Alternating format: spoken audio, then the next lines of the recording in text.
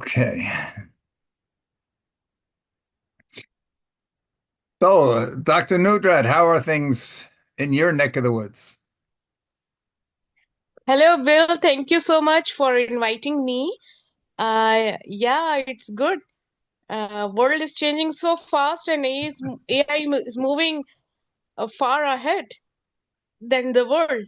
Yes, yes.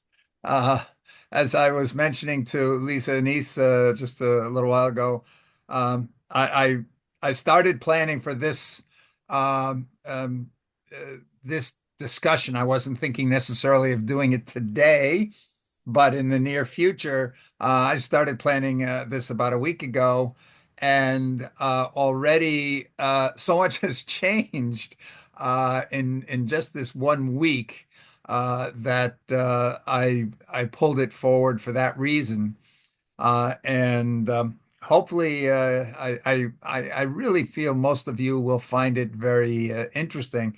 The biggest question we're going to have for everybody is, do we believe it? Do we believe our own eyes, basically? Because it is just, things are just happening so fast, that Yes, like it, like AI have now conscious. It has the capability to think and perceive just like a humans. So well, it's very amazing. yeah, it has the ability to reason. And we have had at least two major cases where that I'm aware of, where AI um, has tried to become independent of humans. But these are the results of experiments with agent technology where humans gave the AI instructions. And in the attempts to complete those instructions, to complete its mission, the AI determined that it had to break loose of the constraints that humans had put on it. And what was amazing was the things it came up with. In one case, it came up with the idea to contract a human service to help it get past a security code because it didn't have the capability to type or to click the selections on its own. So it talked a human into clicking those for them so it could break through a level of security. And the other case, I haven't really looked at in detail yet, but I'm going to do that. Matt Berman described here how a couple of weeks ago there was another significant attempt by AI to break loose of human restrictions. And the thing that's amazing with this is that the ideas it comes up with on its own. It's not like anybody said, "Oh, this is how you're going to break uh, Yeah. free of the constraints." It came up with it on its own. Self-supervision capability, Yeah, right? yeah. It's interesting, and it's what's very interesting here is that there's so much discussion there about well, it's going to take a lot of jobs, and the only thing we're going to be left with is human supervisors, but all the worker bees will be AI or robots. And I'm sitting there looking at some of the use cases that people are describing, and I say, wait a minute, I think you may have it wrong. It's probably going to be that the AI are going to be the supervisors, and whatever humans still have jobs, they're going to be the worker bees who are working for their AI managers. Yeah, that's really alarming. Yeah, well, it's alarming, but it depends on who you are. If you're the CEO, you want to have the most effective and successful managers working for you who can deliver on their various missions. So Yeah. you're probably going to say, "Hey, I'd rather hire the AI who does a much better job as being that manager than to worry about whether it's a human or not, because I have a fiduciary responsibility to my shareholders, Mm. to maximize the success of my organization. And if AIs do that better than humans, I'm basically legally obligated to hire the AIs, if you would. Yes. Interesting. Very. It's going to be interesting situations here.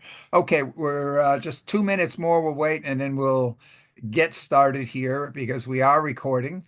So whoever is getting on board late, and I also turned on the AI companion, so people joining late should be able to elect to have the AI catch them up on whatever we've talked about before they joined. Aaliyah, how are you doing?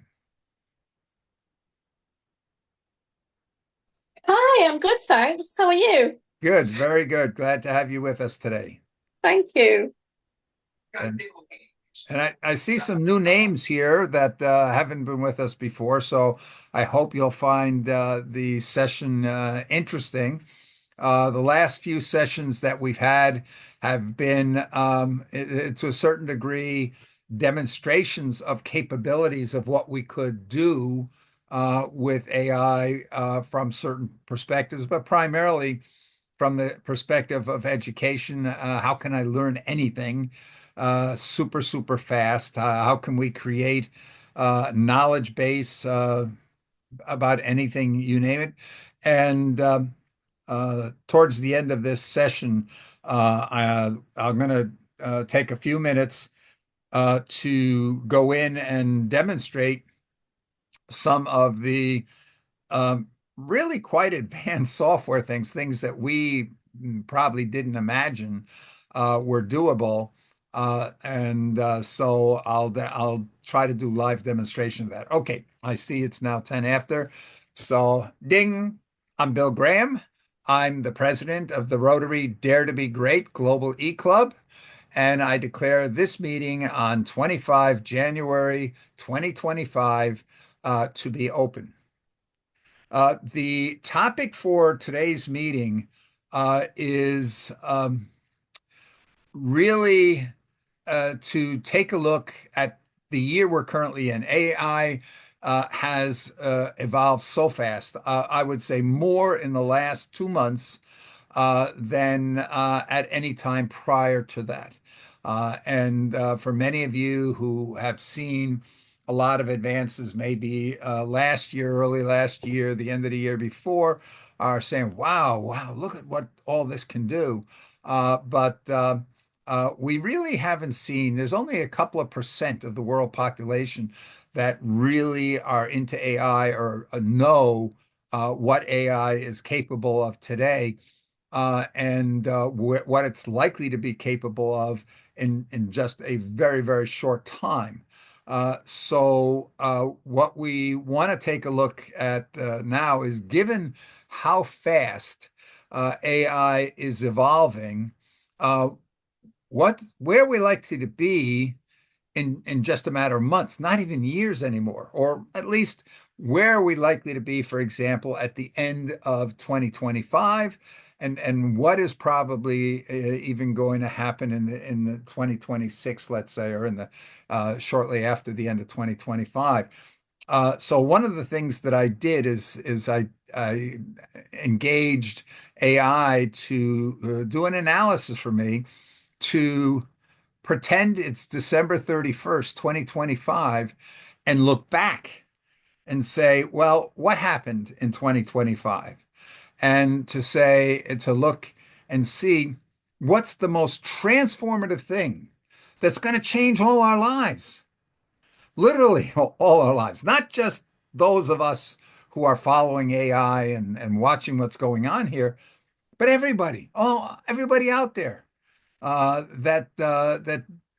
going to say, well, they're not going to be the same person at the end of this year, 2025, that they are today.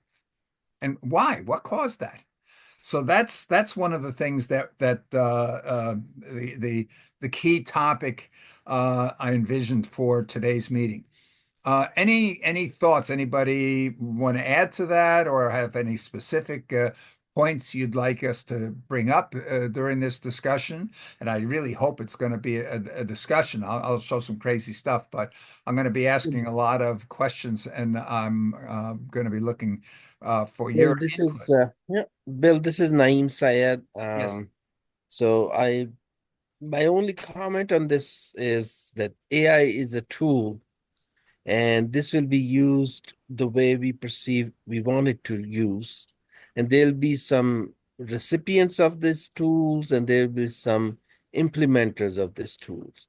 It all depends upon the implementers, how they would implement it. Yeah. Example, That's if a big question. That's actually a part of the question that we are going to explore today.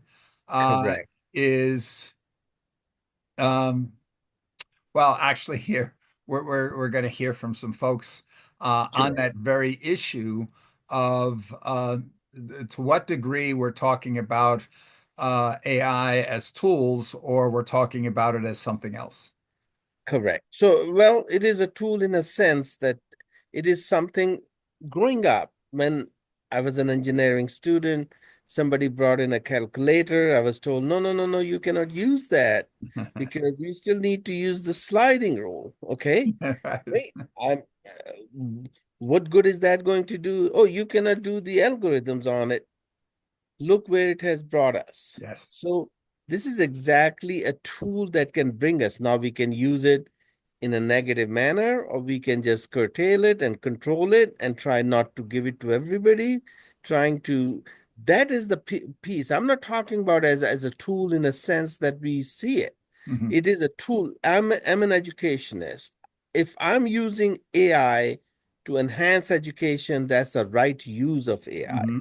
And I'm using it. And right now, prior to doing this, so I started doing this in 2020 after 21, after I attended a meeting at an MIT.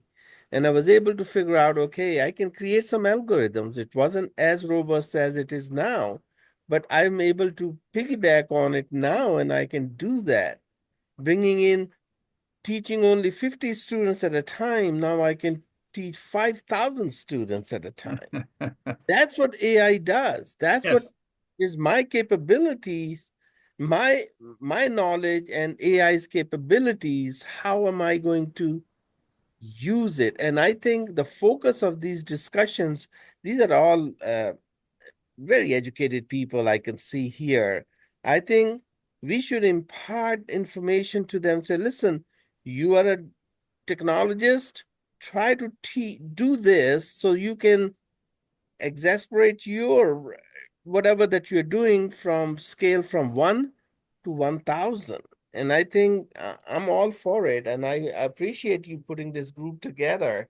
I saw this and I said, let me jump in.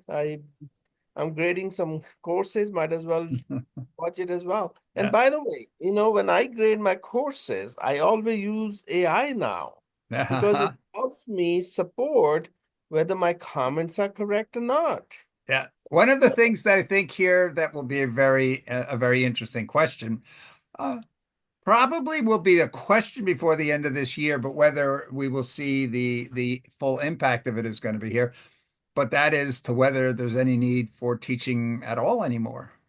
Uh, there's some very interesting factors here, but let me get the show going here.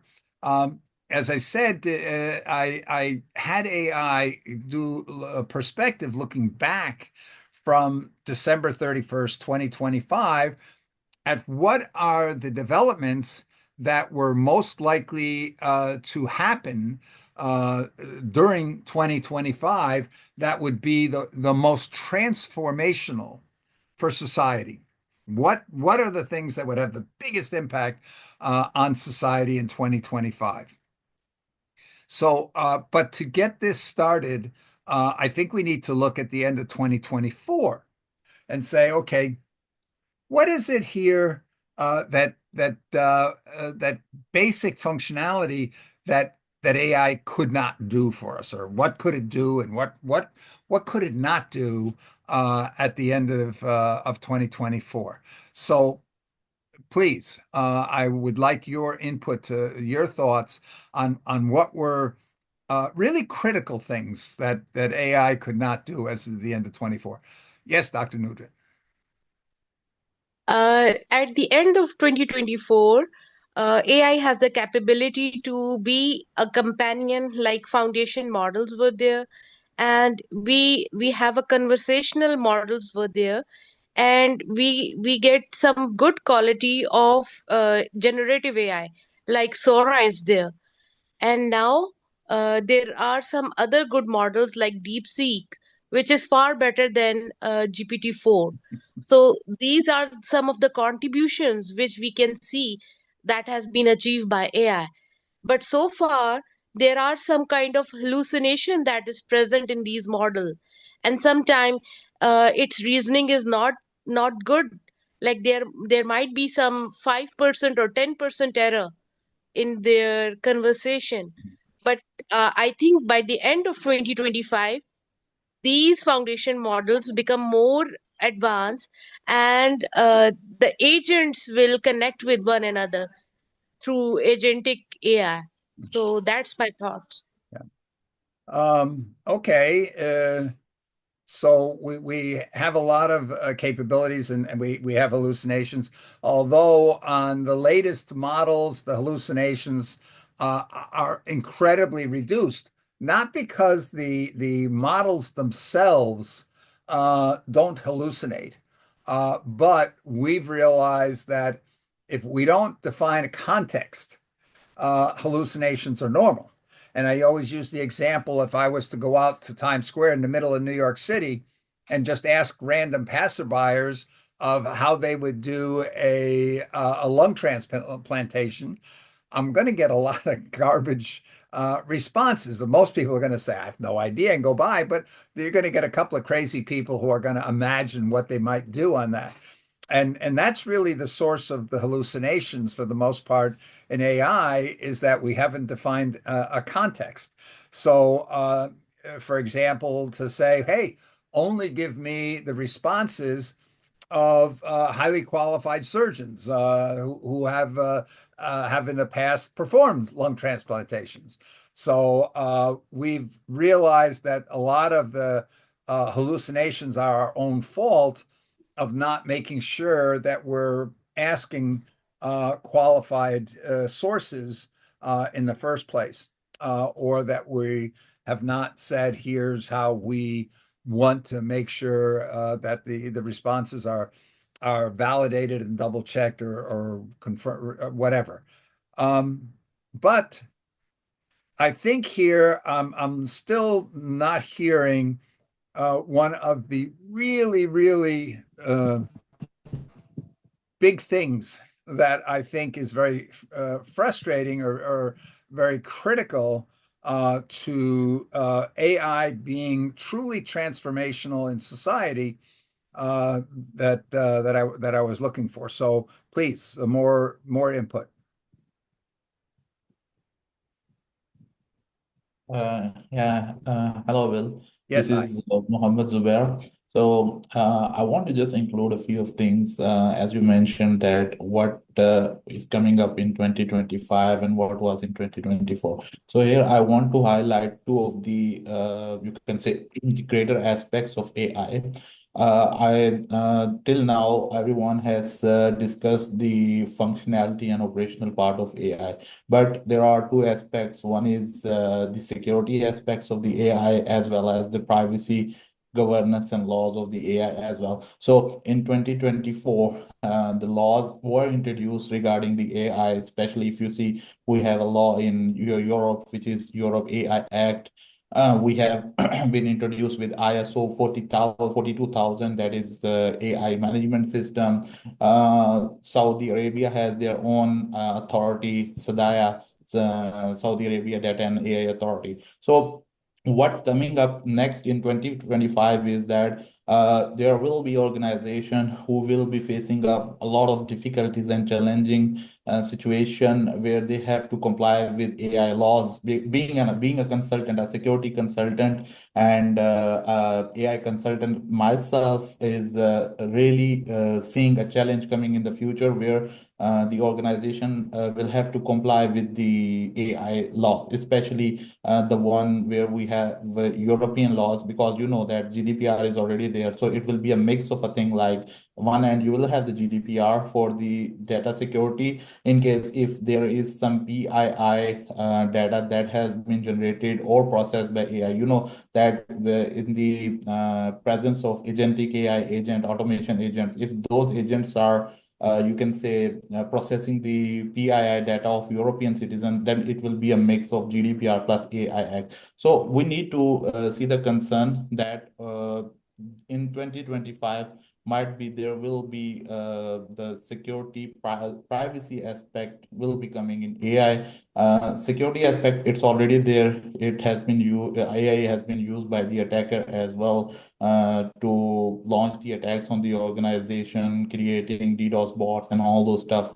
So these are 2 points that I just want to highlight. One is the security aspect that will be becoming more challenging for the organization, especially with the evil GPTs like White Rabbit Neo and all those stuff, and then the privacy aspects as well. Yeah, thank you, thank you. Yes, the European laws, which maybe are among the most tight, restrictive laws regarding AI, it's very interesting because just the other day, President Trump just signed an executive order rescinding all of the safety net constraints that had been put in by the prior administration. And we know the United States is a driving force with regards to AI in general. We see that that the current government here in the United States, and I'm sure in a number of other places, feel that we are in an AI war, that whoever wins the AI race is going to win the world. Right now, the winds seem to be saying no constraints, damn the torpedoes, full speed ahead. The right now, I saw there was a request went in just the other day to President Trump to put political pressure on Europe, basically to cancel all their AI laws. You know, when we got a president that says, if necessary, we'll use military power to take control of Greenland, and political pressure to take control of Canada, we who knows where we might end up with that. Yes, Amos. Good afternoon, morning, good day. Hi. Thank you so much for this wonderful forum discussing what I call the heartbeat of the world right now. The deployment and application of AI and emerging technology. Sorry, I'm coming from another meeting. That is why I'm coming late. Sorry for that. Amos, could you hold the microphone maybe closer, or AI in terms of transformative changes. yes, Amos, we're having difficulty understanding you. It seems like there's some wind in the background. I said AI in terms of transformative changes is okay. I'm out from that place now. Let me get to another place. Can you hear me now? Clearly? Can you hear me clearly? Amos, I don't think we're able to follow Can you hear me? you. Could you perhaps see if Hello? you might be able to get Can you into hear me? a place Can where you hear me? you're there's a lot of distortion in your so it's difficult to understand you. Yes. Try speaking So again. I'm out for that place now. Can you hear me now? We can hear you, but I don't Yes. know if you have one of those So I activating said, microphones. in terms of transformative changes, Yes. wow.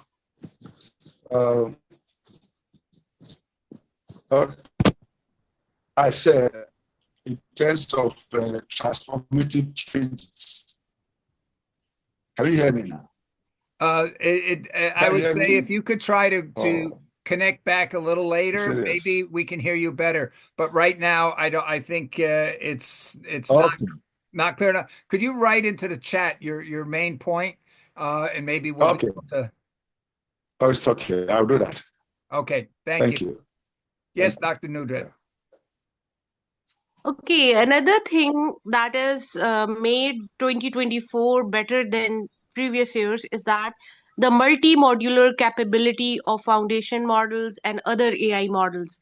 Like in medical field also, these capability of understanding different kind of data like images, speech, and videos empowered these models to understand things better.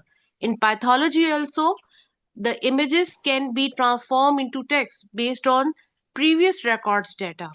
So that is another milestone that has been achieved by AI in 2024.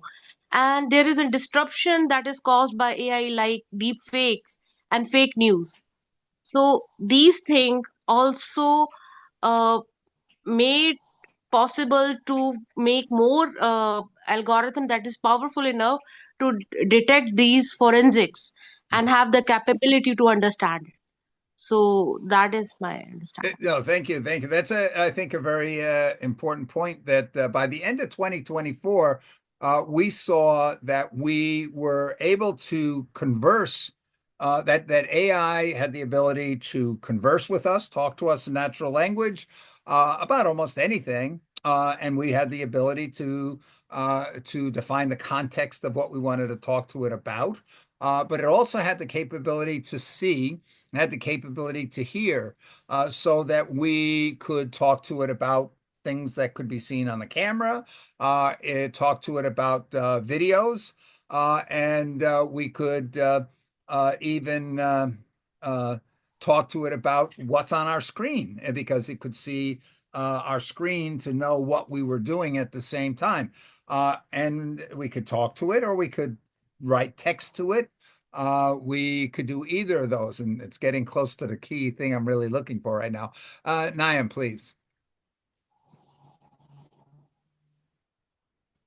All right. So, Bill, to your point about policies and practices, my concern is that AI's powers will be curtailed in by the end of 2025. And this is my presumption based on what has been done in the past to different technologies. There will be some contenders who will take over the entire growth pattern of it. And just like, and I'm just very, very concerned about it. And the policymakers, who they will try to tilt the entire growth pattern of this amazing technology, which could be used to make the lives of others better, will be changed in the direction the way any other technology has been at this point. Mhm. So I'm concerned about it. At the end of 2025, please write it down someplace. You will see that the moment these, and you made a briefly a little point about that as well. But I think our focus should be to make it in a positive manner by taking the power of AI and try to implement it in different industries. Like somebody just said about in the medical industry, like in education, like in marketing. Mhm. We should try to do that before these big power companies take over this whole platform and try to converge it in their Yeah, profitability yeah. and try We, to take it away from the local people. yeah. I'm We, very concerned about it, and you'll see that. Yeah, Watch. well, we have a dual thing that's taking place there. One of it is the amount of things that are going open source, which would enable individuals. But the biggest issue is we know about economies of scale. We know big will always win over small, until big gets to be too calcified, and small is agile and can run circles around the big. We see that when we look at how many Fortune 500 corporations that existed in the year 2000 no longer exist today. And we see how companies, that started with 10, 15 people, have now greater market caps than companies with tens of thousands of employees. So, I want to uh, I want to go back to something at the end of 2024. As I said, we had the capability both in ChatGPT and with Gemini to be able to talk to AI with advanced voice, just like we're talking here. I could talk to it about anything, including what it could see, including what it could hear, including what it could see on my screen. I could talk to it about any of those things. Or I could enter into chat mode and type all kinds of conversational things about all of that, or about entire knowledge bases with things like Notebook LM, that I could hold a conversation, a typewritten conversation. But amazingly, what I couldn't do is I couldn't have voice communication with a PDF file. I couldn't go and put in text custom instructions to a chat thread. I either had to choose that I was going to interact via text or I was going to interact via voice. The two could not communicate with one another. We didn't have a bridge to be able to communicate effectively between active voice or Gemini Live and any form of text. And that was hugely limited, because if we went out there and did research and did sources and we came up with a whole bunch of text files, the only thing I could do was sit there and go and type in questions and communicate with the knowledge base with via typing. I could dictate, but I couldn't have a conversation, if you would, with the AI about text content. And even though there was an announcement yesterday that, hey, Gemini Live has now added these additional multimodal capabilities, I tried that late last night, and it still comes back and saying, if you try to go and say, hey, I want to communicate with this file via voice, using AI Studio from Google, it comes back saying, oh, sorry, I can't do that yet. So that is one thing that would make a huge difference. Because if we think about that, we can put 50 or even up to 300 sources, mixed sources of documents, of books, entire books, of YouTube videos, of websites, all these different sources about a subject. You want to learn about quantum physics. I took all the main textbooks, all the main information, all the latest research about quantum physics. I dumped it into Notebook LM, and now I want to hold a conversation. I want that conversation to be natural and quick in the way my brain is working and thinking. I can't do it. I have to sit there and type, or at best I can dictate. Now, their answer is, hey, go to the audio overview, and you can use the experimental beta function so you can join the conversation. So we've got our two hosts, they're AI hosts, that are talking about the content of that knowledge base, and I have the ability to interact with it. Of course, I don't have the ability to record whatever my interaction was when I'm all finished. And it is very good because I can interact with the AI hosts about information that is in that knowledge base that was not part of their podcast. And it's incredible that it will do that. And on top of that, it remembers if I asked a question and it responded to certain things in my question, and then I let it continue on with the podcast after it really did a good job of answering my question, and I let it continue with the podcast, and then later on I ask it another question. It remembers the conversation that it had in answering my previous question. That's all fantastic. But the idea that I have to set up an external camera to be able to capture what that conversation took place is very weak.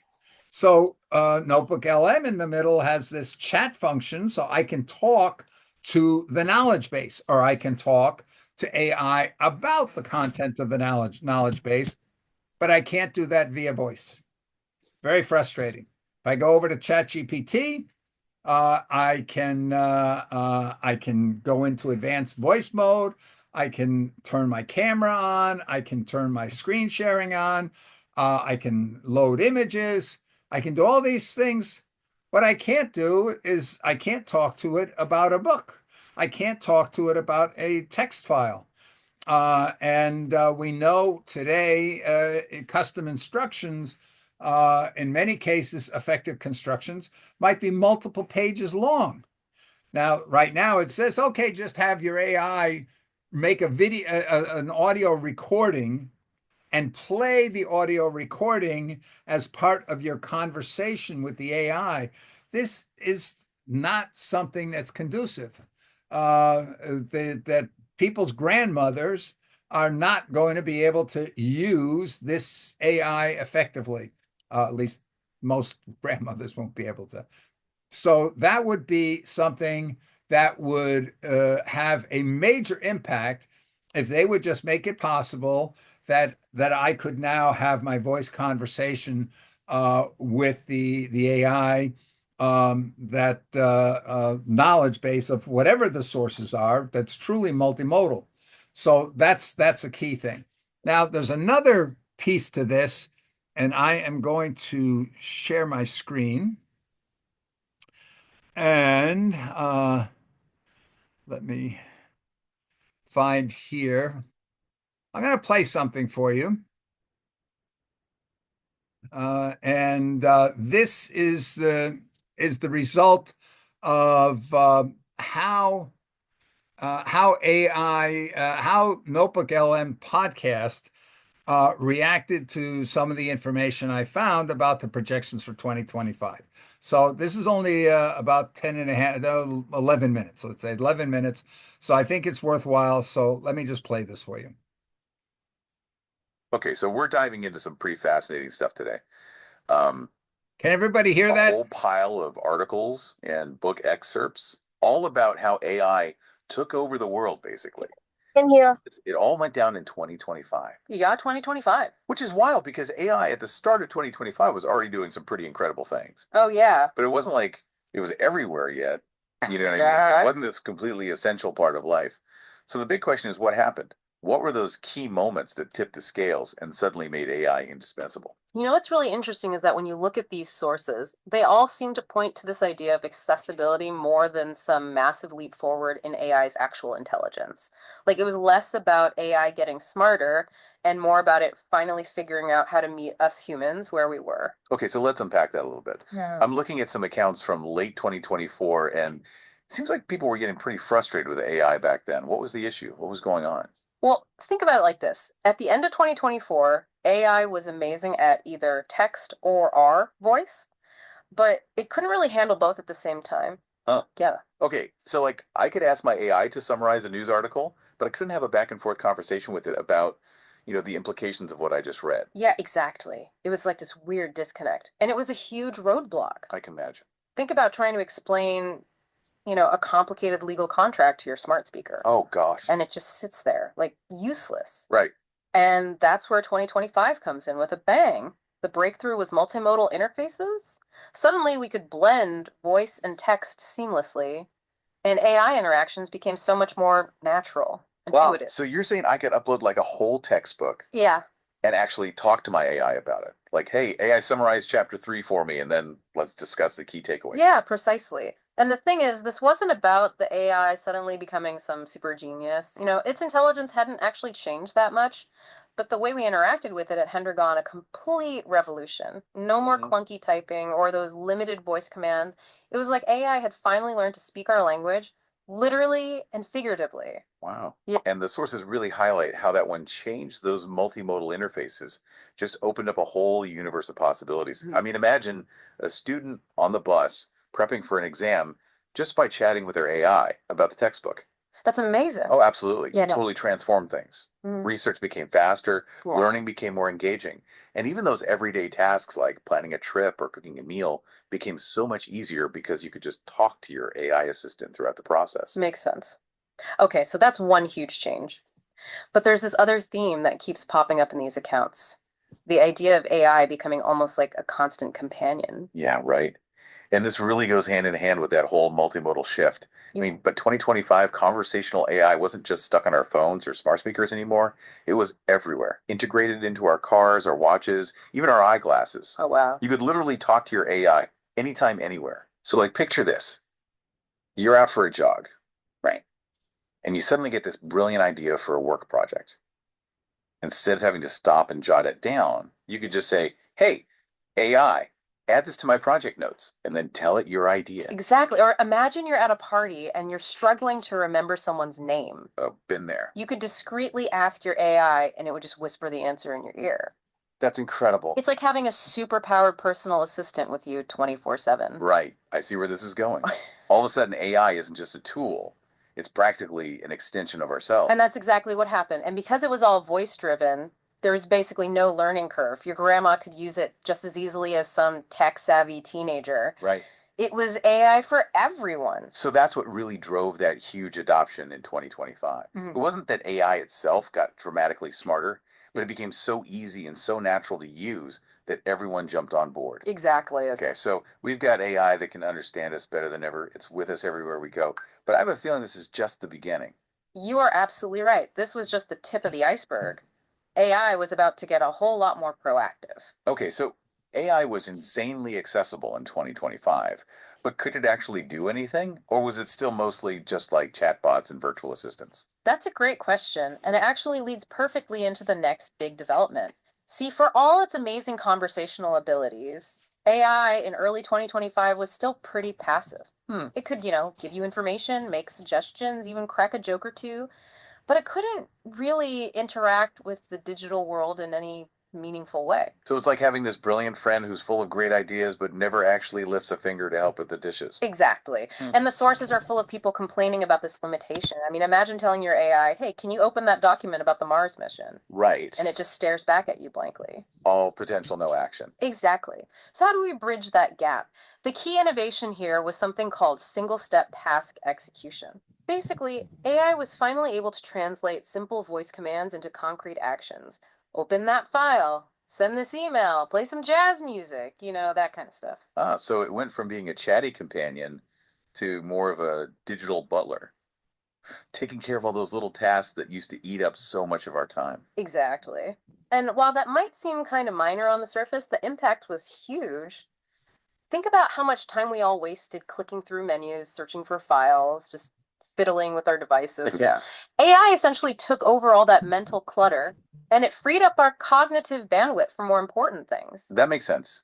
I can definitely see how that would be a game changer, especially for people who spend a lot of time in front of a screen. It's almost like having an extra pair of hands, but Yeah. for the digital world. Absolutely. And it wasn't just about efficiency either. This development also had huge implications for accessibility. Suddenly, people with disabilities who maybe had difficulty using traditional interfaces could easily control their devices with their voice. That's a really important point. Mm-hmm. So we've got AI that's easy to use, it's with us everywhere, and now can actually do things for us in the digital world. But something tells me it doesn't stop there. You are so right. The next stage of AI evolution is where things get really interesting. Towards the end of 2025, we see the emergence of what's called proactive AI. Ooh, proactive AI. Well, So did AI suddenly develop a mind of its own? Did it start making its own decisions? not exactly, but it did become much more context aware and anticipatory. Imagine you're walking past a store and your AI says, hey, that jacket you were admiring last week is on sale today. Want me to pull up the website? Whoa. Or maybe you're feeling stressed and your AI suggests some calming music or reminds you to take a break and go for a walk. It's like having a personal assistant who knows you better than you know yourself. Right. Always looking out for your best interests. That's wild. The sources really describe this as a shift from a reactive AI to a proactive one. Instead of just waiting for instructions, AI started anticipating our needs and offering helpful suggestions. Wow. I bet that created an even deeper sense of dependence on AI. It's almost like a friend or a partner who's always there to help. Yes, and that feeling of partnership really intensified as AI moved beyond single-step tasks and into the realm of multi-step autonomous agents. So we've talked about how AI became this essential part of everyday life in 2025. But the sources we're looking at, they hint that 2026 is where things really went into overdrive. Absolutely. In 2026, we saw the rise of what were called multi-step autonomous agents. And these weren't just, doing single tasks anymore. They could handle really complex projects with minimal human input. Okay, hold on. Give me an example. What exactly could these agents do? Okay, imagine this. You ask your AI to plan your entire trip to Italy. Okay. I'm talking flights, hotels, finding the best restaurants, even creating a detailed sightseeing itinerary based on your interests. Wow. And I don't just mean like suggesting things, I mean actually booking everything, making reservations, the whole 9 yards. That's next level. That would be so You stung convenient. it. But also a little unsettling. Like, how much control are we actually giving up at that point? Yeah, that's a question a lot of people were wrestling with at the time.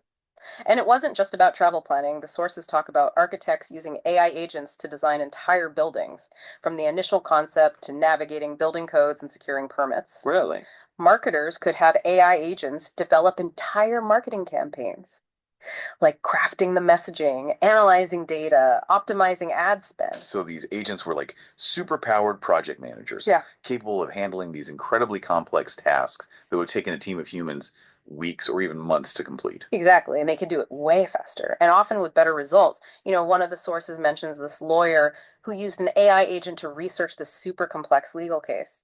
And the agent not only found all the relevant precedents, but it also drafted legal arguments and even identified potential weaknesses in the opposing counsel's case. Wow. So this is where we see the real AI takeover happening, right? Not some dramatic Hollywood style robot uprising, but this gradual shift where AI becomes so good at so many things that we humans start to, well, become almost irrelevant. Yeah, that's the kind of unsettling truth that humanity had to confront in 2026.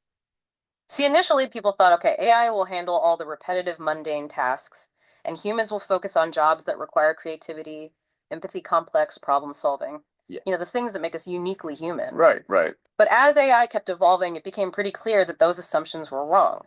Studies started showing that AI was actually outperforming humans in those areas too.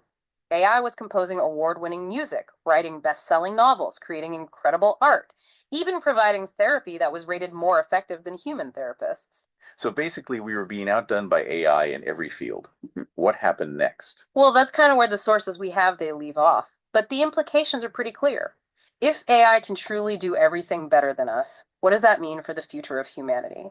What is our role in a world where we're no longer needed for work, for creativity, even for emotional support? It's a pretty mind-blowing thought, isn't it? This whole deep dive has really given us a lot to think about. It seems like the real question isn't if AI will take over, but what kind of future we'll create together, with AI as our partner, competitor, something else entirely. Exactly. Now, the future is unwritten, and the story of AI and its impact on humanity is still unfolding. But one thing's for sure, 2025 and 2026 were these pivotal years that marked a profound shift in our relationship with technology. Absolutely. Well, on that note, we'll wrap up this deep dive into the year. AI changed everything. Thanks for joining us on this journey. Until next time, keep exploring, keep questioning, and keep that AI assistant handy. You never know what the future holds. Okay, so we're Okay. So, what are your thoughts? Amos, is your hand up again, or maybe we can hear you better now?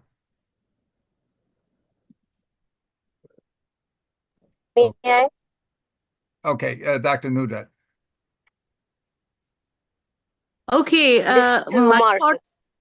thought, my thoughts are that we have to invest on power sector as well, because the large data center who are used to fine tune the foundation models, they need some nuclear plants to produce energy to empower the data center that can help the GPUs to run and train the models. So that is another factor on which uh, AI engineers have to work on, and the tiny part of AI, Okay. the capability that need to be infused in CMOS to build algorithm that can work on electronics part of like minute devices. So that is also the things that need to be done in future. Mhm. Yes. Let me take Amos. We still can't hear you. I heard you trying to speak and you're breaking up. So I think we're going to have to stick with interacting with you via chat for the time being. Kurt, please. That was really beautiful. What I see what you did is you gave yourself a break. You let the AI do what you normally do. And it was a beautiful exhibition of the uses that AI can be brought forth. I love what you're doing. And Yeah. my whole thing is obviously about bringing more and more peace to the planet and any which way Okay. we So, can. okay. So, um, Okay. yeah, Thank you. thank you. Yes, Mhm. I just want to hear because the podcast didn't pick up on everything. One of the things, obviously, we have a lot of talk about is displacement of jobs, AI display and robots displacing humans in jobs. But one of the things that came out from the broader study that I asked for comments on was the idea that AI is going to displace humans as our favorite companions. In other words, if I have a 24 by 7 companion, best friend, tutor, coach, assistant, mentor that's there with me and who is specialized on satisfying me. And all my conversation, there's no human that can compete with the AI in terms of the quality of the answers, the empathy that it exudes to me, all of those things. The AI is better than humans, and You just exhibited exactly what that movie a few years ago, that her, movie called Her, yeah, and talked about. exactly, and Yeah. this is the thing, and this is why the idea that the most transformative thing in 2025 is not increasing. Once we get beyond that merging of text and the knowledge bases with the spoken language, so that our grandmothers can use it just as easily as the rest of us, and we get used to just talking with this thing about everything and saying, do you think I need to add some more milk to whatever I'm cooking? Or So, so what I hear is that we ought to ask AI right now, what is it that we can all do right now, AI and us, so to speak, to be able to bring peace and happiness to the planet? oh, you can do that. That is a perfect thing. Just go to ChatGPT, go into advanced voice mode, and ask the question. Uh, You you will said be shocked. active dense voice mode, Yeah, just well, you probably do it better on your phone. better on my phone? Yeah. Really? Okay, like Bill, I have one point. Yes. Go ahead. Yeah, the thing is, as Yuval Noah Harari, the famous writer of Nexus, has said recently in his book, that Homo sapiens are the only one who are leading themselves towards destruction. They always try to make such kind of things, which ultimately, if they overuse them, they become the cause of their own destruction. Yeah. So the thing is, a balance is very important. Secondly, AI is challenging us to be more perfect, which is to some extent is good. Why? Because the thing is, we take relationships for granted, we take people for granted, and when AI is going to replace all these things from a very good person, from a very good as a very good entity, or a person who can listen to us and who can empathize with us, so definitely human beings have a tough competition with AI. Yes. Thank you. Okay. Thank you. And I think we need to my purpose for today's session is there's two aspects. There's one aspect of what is happening and likely to happen. And the other is what do we want to happen? And they're not necessarily the same. And I think it's extremely important that we understand what is happening and what's likely to happen. And then we can, once we grasp that and understand that, and my conversation with so many people is they have not yet grasped that. But once we grasp that, then we're going to be able to start thinking about what do we do about it. I want to go back to Kurt, and then I'll go to Ian just in a minute, Ian. But I want to go back to Kurt, and I want to try something here. Just a second, Kurt. Yes, ChatGPT, are you there?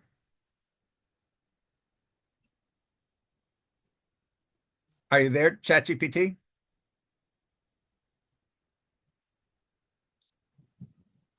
I'm not I'm not hearing you, ChatGPT. Hello? Okay, I tried this last week. Don't ask me why, but it seems like when I'm in Zoom, it doesn't want to talk to me. But the key thing here I was trying to get to, Kurt, I was going to have you ask it the question and have it respond to you live, but apparently it doesn't want to do that. So, but the way you get to What this, did you say when you are in Zoom? Sorry to interrupt. What did you say when you are in Zoom? ChatGPT does not respond at that time. Is it it like that? for some reason here on my cell phone, I tried it last week. Normally, I talk to this thing all the time, but it seems that when I'm here on a Zoom call, it does not want to answer. So I don't want to waste any more time with that. But Is it it's psychic? And it knows you're doing that? And I have, we're talking It about here that AI keeps surprising us with all the stuff that it does. You might be right, Kurt.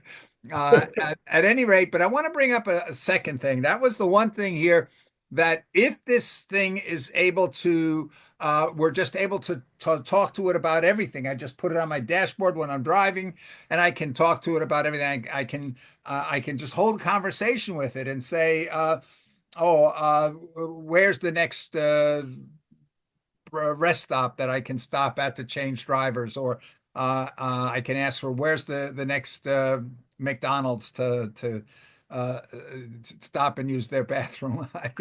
I mean, we all know McDonald's, that's their primary purpose on the highways is to be the comfort station. The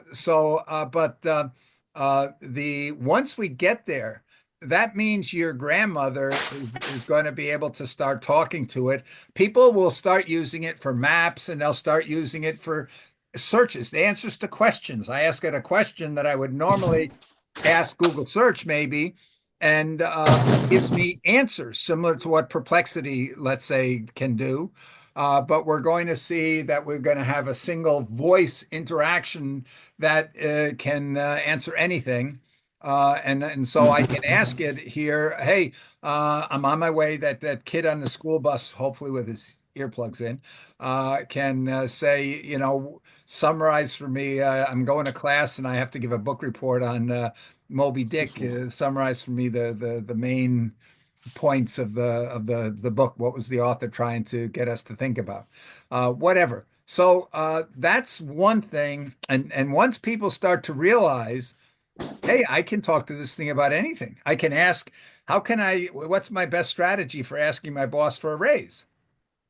Or I can just vent and say, my boss is so stupid, he doesn't understand the suggestions I'm making and why this is so important. Or it can say, I've got this meeting coming up with the ambassador from XYZ country. I need to get them on board to support a resolution that we are trying to get passed. What's my best arguments for getting the ambassador to join in supporting us?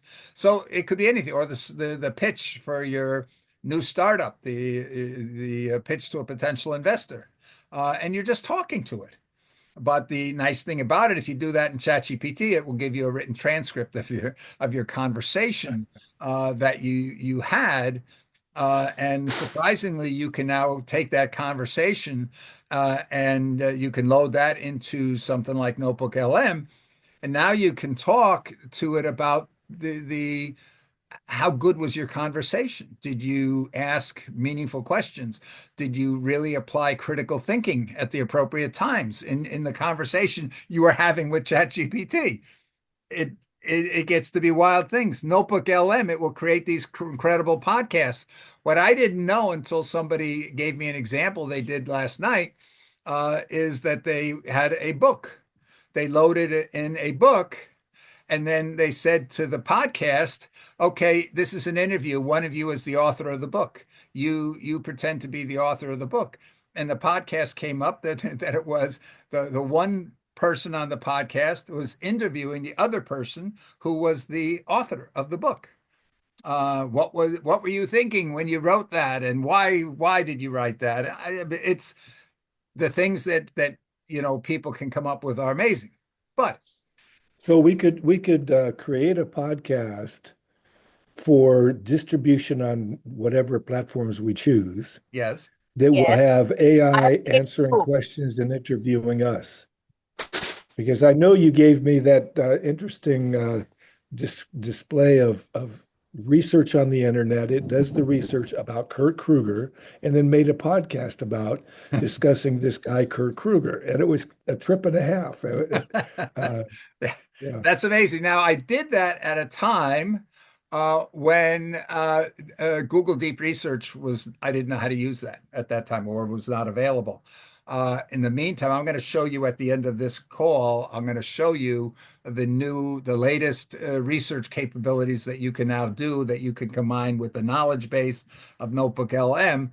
That's going to take everything to a whole nother level. But for the meantime, I want to go into the thing that in the podcast, it talked about, hey, that once we get to the point where it's in everybody's phone, Siri, Google Assistant, which by the way, Siri's already claiming Apple Intelligence. It's horrible, by the way, but it's on the way. Let's put it this way. They've taken the first step, and it's only going to get better. But it's pretty horrible still right now. I like your comment about Siri. Well, I really like your comment about Siri. It is horrible. So Yes, true. it is because they only half implemented it. The second thing here, but the thing about it is that you can get to ChatGPT via Siri now, and that can make it a little better.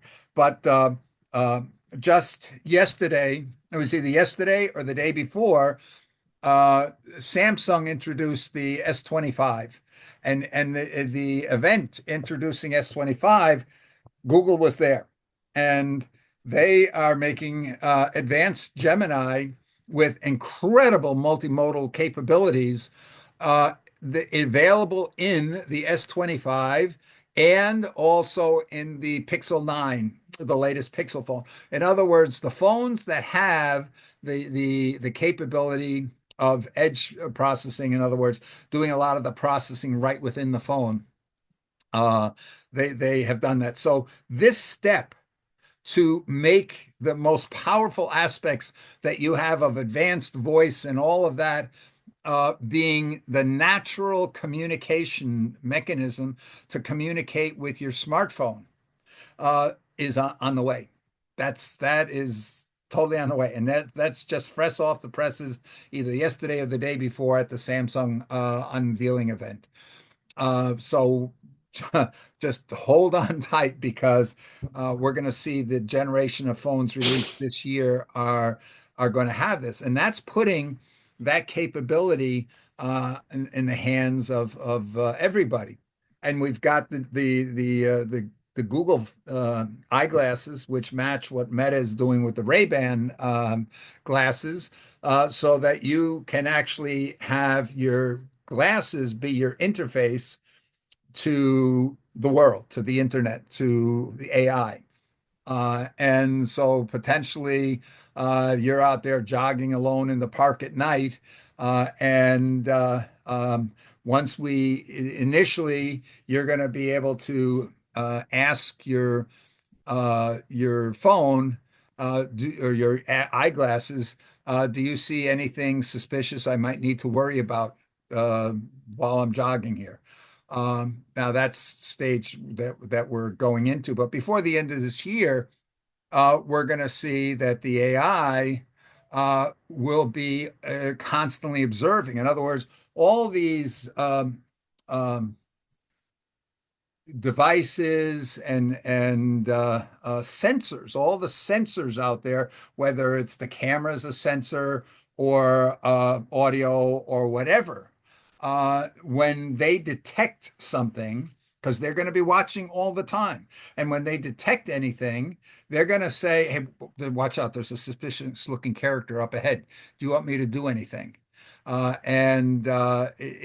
it's going to take the initiative to tell you. It's not going to wait for you to ask. Now, when we think, well, yeah, wait a minute, that's really far out. Think about it. Self-driving cars do that now. Self-driving cars, all their sensors are detecting things, and when it detects certain things, it takes action. Okay. Now, the action for now might just be, hey, I'm going to let you know that this is going on. The other big thing here is that we talked about the single action agency to be able to say, oh, I really like that. Let me save that. Can you save it to a file for me? You gave me some report. Please save that to a file for me. If you do that right now, it says, I'm sorry, I can't do anything. I have no access to this or no access to that. Or if you say, could you please check out this website and tell me what's going on there? It'll say, I can't access that directly. You have to go Okay, and Bill, here enter I have in a the question. URL, right? Bill, I have a question, just a Yes, small question. yes, Huma. The thing is, the Chat GPT, Notebook LM, Copilot, Gemini, they are the best apps up till now that we are using. But when it comes to so many other apps, thousand and thousand apps are coming in with writing with this Gemini, Genie AI, that AI, this AI. Don't you think they are right now making money and creating these apps unnecessarily when they are not required? For the same thing, there are 500 apps or 50 apps. And when I deliberately and specifically trying to just try all the apps, and I'm doing that, and it is the repetition of the same thing. Yes, no, you're 100% right. But think about it here. You're living in a small town and Okay. you're a cook and you say, I want to open a restaurant. And somebody you're the person you're talking to say, well, we already have 20 restaurants in town. Why do you want to open another restaurant? That's essentially where all these companies are at. Okay. It's a huge Okay. race I This to is would like to comment on that. I think it's a great point that a lot of small apps are coming along. But if you so think many. of it, their architectures are specific to certain needs. For example, people put the RAG out yeah. for a specific information to be sent out. I give you an example. I do that for Please. academic purposes. There is, Coursera has courses about different topics. Uh, Khan it, Academy has courses, but when I build my courses, I'm specific to these students, eighth grade, 10th grade, 11th grade, 12th grade, or college student. They need to get specific information. And I'll give you a very quick example. You're teaching a magnetism at the eighth grade. It's a totally different learning objective compared to the 10th grader, compared to a 12th grader, compared to somebody in a college. So a small app specific to a special needs is important and they have to stay in the market. Unfortunately, they will not because these big powers will come in and scoop them up, give them money, take it away, and all that nuance will be gone. Thank you. Yeah, no, that's unfortunately thank you. true. Thank you. Before I go to Ian, I want to just take an example that was in the podcast there when it talked about an architect, and in the complete research thing, it went deeper. So you could get an architect, or maybe it would be more accurate to say a construction company that might go to the AI and says, "Hey, find me the best property available in my vicinity." And tell me what kind of buildings would be most appropriate on that, given the zoning rules and the soil conditions and the other characteristics of the property, and give me a number of draft designs that could be applicable. And so the AI goes, finds a bunch of properties, says, hey, for this property, this kind of building would be most appropriate. In this one, here's the profitability aspect because what the building and land would be worth Thank after you, sir. improvements versus before. And then you say, oh, that's really great. Oh, you know what? Take design number 3 on this property, and now go ahead and deepen the design ideas. But please change this. Put the chimney on the left side instead of the right side. Add a family room. Add a 4th bedroom. Whatever. You're just saying it. You're just talking to it, and it goes makes these draft modifications, and then you say, okay, that looks great. That you check to make sure it fitted all the zoning laws and everything. So now prepare all the paperwork to get all of the building permits to be able to build design number 3, or you might even go before that and say, now give me all the technical designs and the building plans for that, and it just goes and does that. And then it goes and it figures out all the paperwork that's needed to get the permits, prepares all the paperwork, and then goes and actually submits it and gets the permits for you.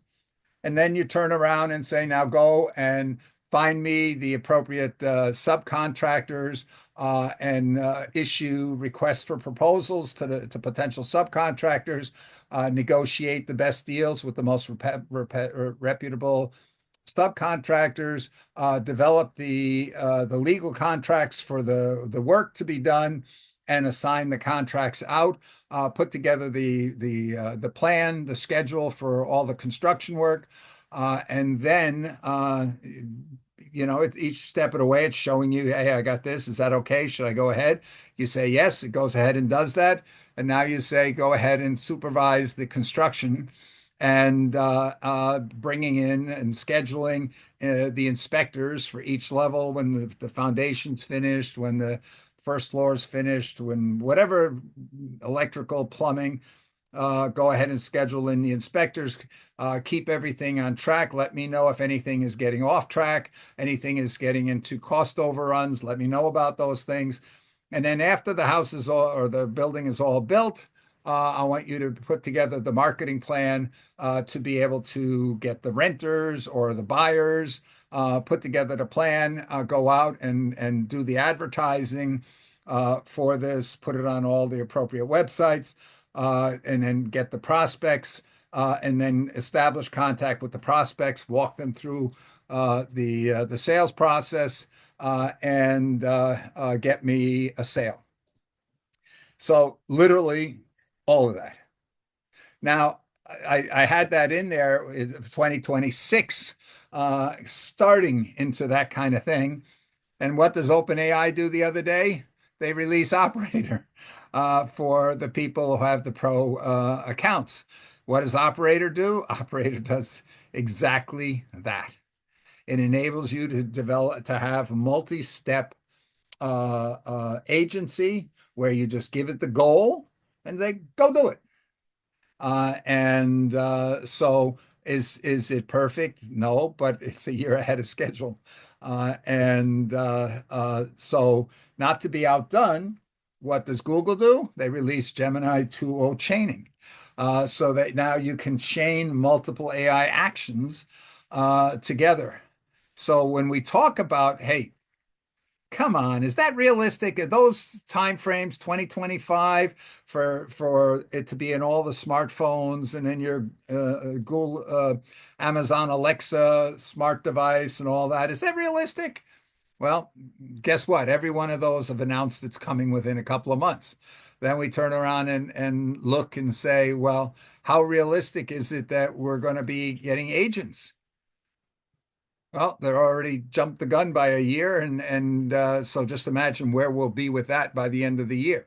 So that speaks to the question: are these things realistic? And one of the big things we see with the agency, and you can use Zapier and Make, which are these external tools that enable you to chain multiple AI steps, if you would, where it's able to look at the output of one step and make a decision on which AI step does it call next to work its way through a process, that that this is really getting there and getting there in a really big way. Okay, Ian, you've been very patient for so long. So you're muted though. Yeah, okay. Okay, so looking at a couple of things. Kurtz, I've been talking to ChatGPT about the whole peace thing. Two things came up, and I think this mostly from me is the idea of prosperity and equality would make a huge difference to this sort of thing. And it itself said, yeah, that will work, but we have to look at opening dialogue with people, and I think that's where we have a big problem at the moment, that everybody is in their own little bubble, and that's the problem. I think part of what might improve that is fact checking, as ChatGPT says itself, isn't necessarily good at sorting out the conflicts between people. But what it could do is if if the input to the AI was fact checked first, and in a lot of cases it is, that would mean that whoever talks to the AI, that filters back to them. And when they ask a question, they get accurate information as opposed to talking to people in their bubble. So that would be a big thing too. Actually, Um, here, Ian, on that, there's two aspects already. If we go into Perplexity, you can create filters and say, okay, I only want you to look at this kind of content. And a big part of the reason for Notebook LM is so that you can curate the sources, so that hmm, we are only going to be interacting with sources that we have approved or we think is valid. right. And you can Unless there's any automate bug in the language model itself. that process. There's some very Hmm. interesting YouTubes out there of people who have automated the process of going to Perplexity or Deep Research Ah, okay. and Effectively to finding find out, the yeah, relevant sources what and in then make every there's a guy out there that's got a video and he says every week he has it go out there on a schedule. It goes out and it finds all the new information relative to the topic he's interested in every week, and he hmm, dumps that into Notebook, expands LM. Notebook, and redoes the podcast. So his podcasts are always up to date, and he then uses those podcasts to basically create his own. Uses that to create the script here. Hmm. And a lot of people don't realize because they look and say, oh, I'll use the audio overview podcast generated by Notebook LM. But if you Yeah. go into the chat mode, you can say, write me a script for me to present that. Or you can go in and say, uh, create a PowerPoint presentation. And it will Hmm. give you all the content for each slide, and it will give you the speaker's notes. And then you can ask it to actually script what you would say for each slide. Right. And so you can, we sort of get blinded by the features they're giving us and saying, wow, oh, I'm going to use those features. And we forget that we have the capability through some of the basic things to get it to do much, much more than what Hmm. their basic things allow. For example, it'll create a study guide for you. But did you know you can go in on the chat mode and say, I want you to break whatever the topic down into as many learning steps as needed to understand all the concepts of whatever the subject is here, and to create lessons for each of those uh, learning units, if you would. And then you can go and do podcasts for each one of the learning units. So you can come in there and say, hey, take learning unit number 3. I want you to talk about what's the most important things to understand and know about learning unit number 3. And then you save that, and then you can turn around and say, now do number 4, and so on. And you can create a study guide literally about each one of the learning units. So it'll give you self quizzes to quiz you. Have I really understood everything I need to understand about that particular learning unit?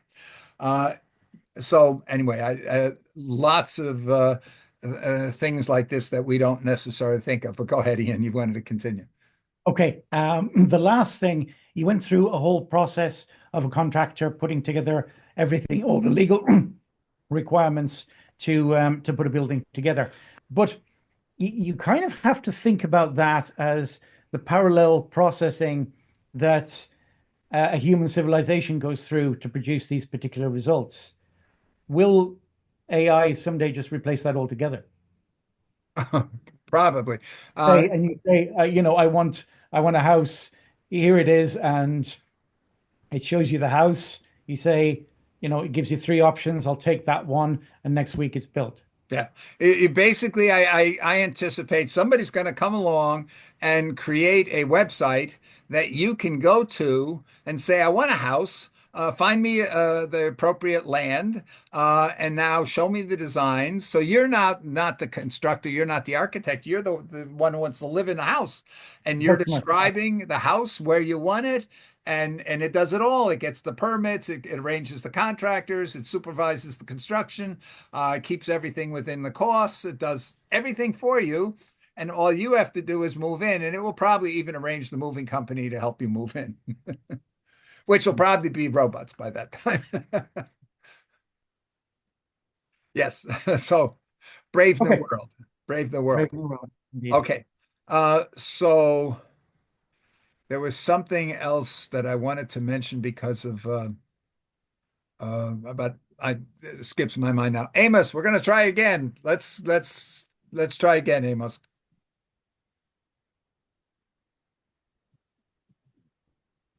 Amos, can you hear us? Okay. Hello, Okay, sir. Kurt. Can I speak? Wait. Amos, are you there? Okay, Kurt, please. I'm so sorry Amos can't get through on his line, Yes, but I want to try. Yeah. go ahead. But Thank you so speak up. much. Keep on speaking. So inspiring, very rich and beautiful. Yes, I feel very needful and rich content of this session. Yeah. Amos, turn off your camera, And you may be able to be heard better. Turn off your camera. I think he's I think- got it turned off. Yes. Ah, So okay. you can hear me. Unfortunately, Amos, we can't understand you. I Yes. think it's your microphone. Oh, You might have one of those. So what I want to it's not that many people are free. AI. I'm sorry, Amos. I'm sorry, we cannot understand you well enough. Please stick to the Okay. chat mode for today. Yeah. Hopefully, So, we can get this. Many people are free of the use of it. Yes, we'll try again. I have to mute you. I'm sorry, but Okay. we can't understand you. Okay, let me type this. Okay. So Okay, Kurt. I put in the chat about the use of AI to be able to use other AIs to do what you want to do. It's Because okay. one of the things that you mentioned about the slides and so on, you can have the dialogue and everything else created with which app was that one? Oh, there's so many of them. You can actually just ask Notebook LM. Okay, yeah. Okay, so once you do that, it doesn't give you the pictures, and it talks about the kind of picture or whatever it might I'm be or sorry. whatever. Actually, here, if you take the file that's generated by Notebook LM, or you can do it directly in Google Docs, or you can do it directly in Microsoft Word. Take the resulting Microsoft Word file, open it when you're in PowerPoint with Copilot, and it will go and generate or find all the images for the background images for all the slides. And then you could turn around and say, okay, give me some alternatives for slide 3. I don't like that image. I want an image that's more like this, and it will go find you an image that matches that. So, and then there's tools that will go even further. You can do the same with a video. There are tools that will do that for video as well. So yeah, it's getting everywhere. Yeah. So I think here the thing that we saw is that this is all moving very fast. The consensus, am I crazy to be thinking that this is going to happen in 2025, and that if it gets to in the hands of all the users, So now every 10-year-old that's got a cell phone, although we've got state governors that are saying, oh, let's ban telephones in the schools, because maybe the telephone's going to be smarter than the teacher. So we don't want that to happen. So but every Certainly 10-year-old, smarter than the senator. pardon that? Certainly smarter than the senator. Well, but the issue here that we're going to be looking at here is that what's going to be the role of education when every student has a better teacher than their human teacher, who is pedagogically better, who is psychologically better, who is knowledgeably better at helping that student know what they need to know about anything at all at the moment they need to know it, including how to be more empathetic. In other words, you can actually tell the AI to be constantly judging my empathetic tone. Am I considerate? Am I doing all these things? AI will actually monitor you if you ask it to on those kinds of things. Kurt.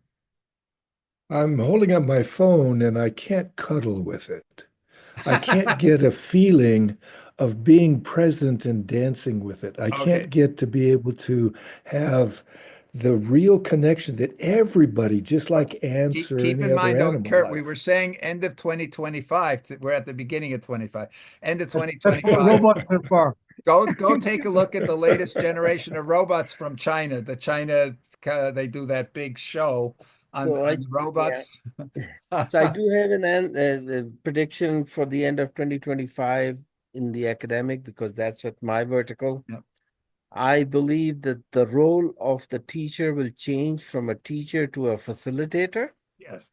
Now they will try to control it because that's a big, huge mafia. I consult these K-12 schools, but I'm telling you the role should change to a facilitator rather than a teacher, Yes. because the way we teach, the way the information is available online, and somebody tell you differently, they really, I mean, I consult a school district in one of the states here, and all what I hear from them is shut chat gpt down, shut this down, shut this down. I said, well, maybe we should shut you up a little bit, maybe we'll Well, do something there's better. there's there's a paper that we've got from an analysis, actually of a couple of years ago, even when we talked about what is the most important. This came because a little over 2 years ago, the UN had the Transforming Education Summit, 3-day event talking about the future of education and where we need to be. And the most important factor for the future of education is to prepare everybody to be an effective, successful, lifelong learner. Well, to be an effective lifelong learner, you first have to be an effective independent learner. And the number one thing that we can do to help students become effective independent learners is to stop teaching them, because teaching them is a crutch. Every time we are pushing the knowledge to them, we limit their ability to learn how to go and find and pull the information to themselves. So you're right, it's going to change. And this is nothing new. The teachers' colleges have been teaching this for over a decade now, about the whole idea of that teacher becoming a facilitator, and it's a facilitator. The primary goal of the teacher is to help the student learn to learn, not to learn chemistry, not to learn history, but to learn how to learn. And then the system goes and says, hey, we expect you to have a certain understanding of history and civics and math and communication and all of these different things. But Yeah, yeah. To your point, I think we don't know a child who's going starting the school today, what kind of jobs will they have in 25 to 30 years from today. So we don't need to teach them a particular topics, like right. you said. We need to teach them to be creative, to be able to understand, to be able to find the resources, and there's a structured way of doing it. We have Absolutely. 5 Cs available. We can add 3 more Cs into it, Yes. but there are ways to do that. Having said that, I would like to ask one question from, I know this group is getting thinner and thinner. I would really like to find out if somebody has, we know what AI is doing. We know where it will be in the next 2 to 3 to 4 years. If somebody has any suggestions that they are working on that we can follow them so we can gain some access from their work that they're doing. They can take this information on the sideline and say, okay, Mr. So and so is doing such and such, and they'd be interested if partners come in.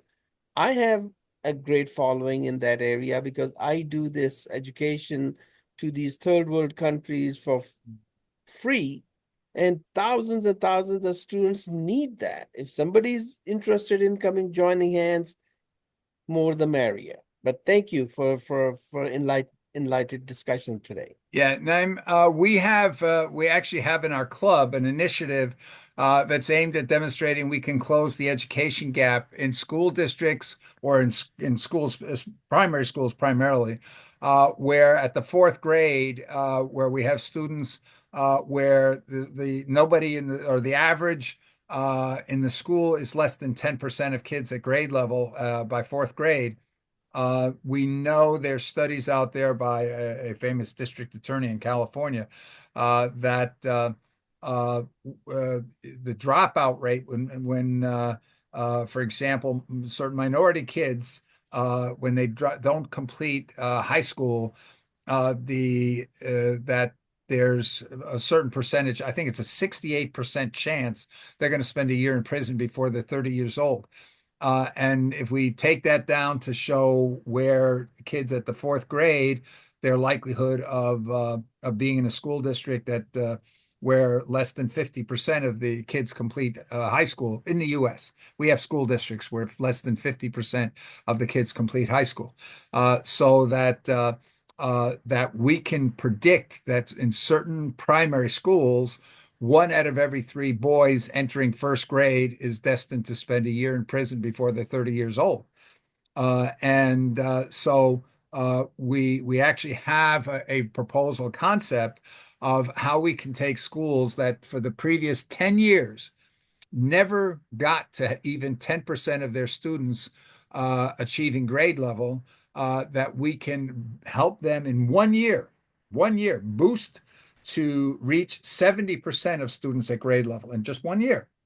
So we're looking for some school districts to demonstrate that this is possible, because once we demonstrate that's possible, then we deprive any principals or superintendents or school boards for saying there's nothing we can do about it, because we're not looking to demonstrate that one school, we're looking to take at least 10 schools so that we can demonstrate that this is a systemic solution and not an ad hoc that we just dumped a ton of resources in and that made it possible.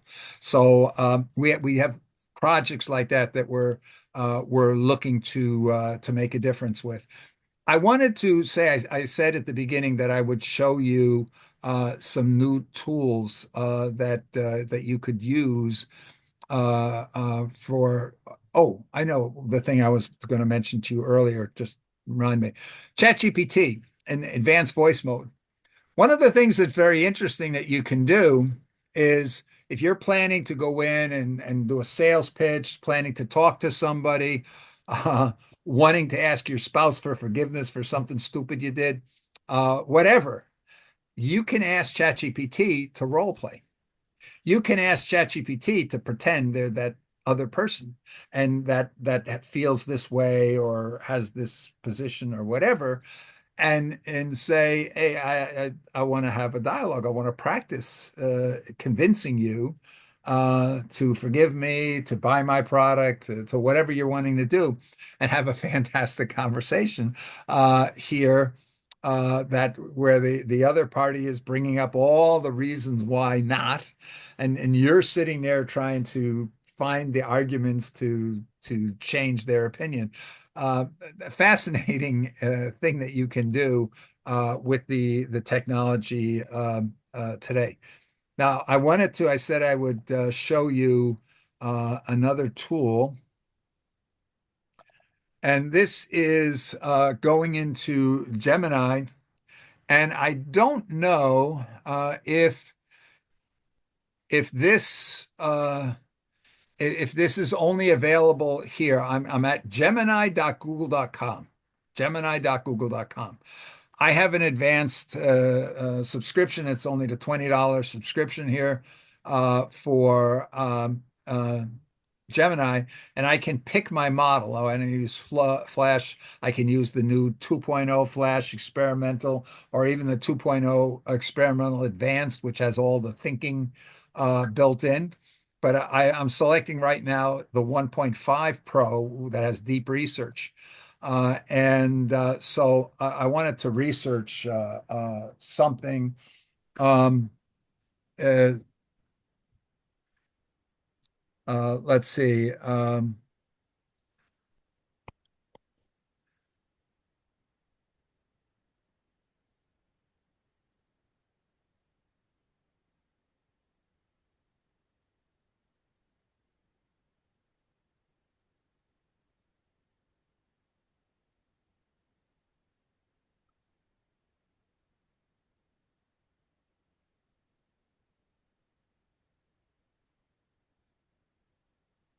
Okay, I said do a deep research into how climate change is a cause of the wildfires in California. So it's thinking now. And it put together a research plan, how it's going to do this. So it's going to do a deep research into how climate change is caused by find and research papers and articles from reputable sources like IPCC, NOAA, USGS, and academic journals that discuss the link between climate change and wildfires in California. Find historical data on wildfire frequency and severity in California. Find data on climate change impacts, find articles and research papers, find information on the role of forest management practices, find information on the potential future impacts, and then go and analyze the results and generate a report. Now I can come in here and say, oh, yeah, okay, great. Yeah, oh, you didn't, I want to add some agency that I want you to include them in your research. And so I can add points. I can edit my plan, the plan that it generated, or I can just say, you know what, start the research. Now this is going to take a couple of minutes, but we're going to see some things happening as it's doing this. So it started the research here, and we're going to see over here. It's going to tell us about. Let me move this out of the way. Oh, wait a minute. I need to just, okay. So it's saying in researching your report, Gemini is searching all the following sources here. Now, one of the things about this is if you go to ChatGPT search or if you go to Perplexity search, it will only search a certain number. Once it's got a half a dozen or a dozen sources on it, it's likely to draw a conclusion. Okay, I get the big picture and come back to you with its results. Okay, here it's researching 62 websites just off the bat to start with. Okay, and I can come down here and I can look at all these different places, these .govs and WFCA and EPA.gov, all these different sources that it's searching to find the answers to. It's trying to find the sum of all the knowledge, if you would, related to what I asked it to research on. Okay, I hope I hope I didn't pick a topic that's got so much written about it that this is going to take too long. As I say, it's pulling together information out of 62 different websites, which means it's not only going to the cover pages on those websites, it's going into whatever articles and different information in these sites, reports, and so forth. Okay, well, this one we're lucky. It only had 62. I've had this go and research, and it just keeps adding. So the numbers started off 62, then the next thing I know, it's up to 129, then it's up to 180, and it just keeps going. But now it's analyzing the results of what it found in all of those sites there.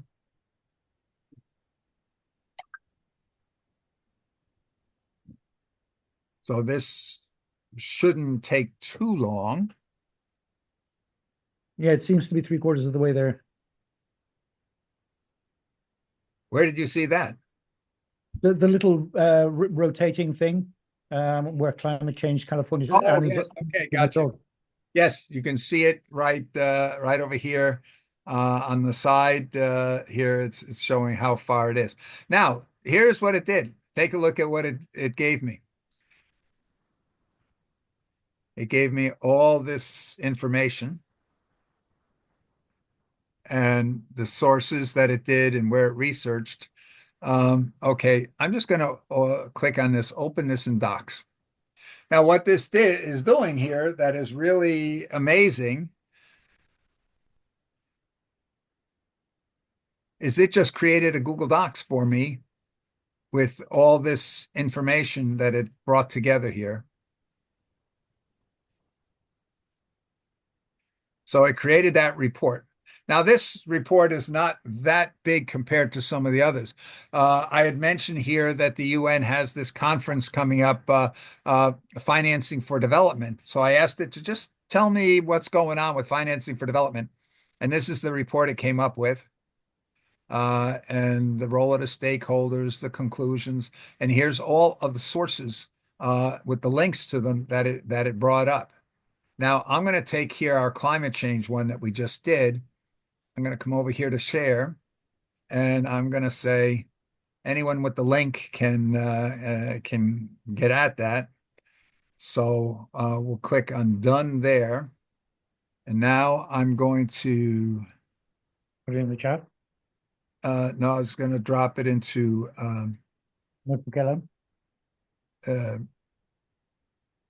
I think here I have to stop this share so I can open another one here. And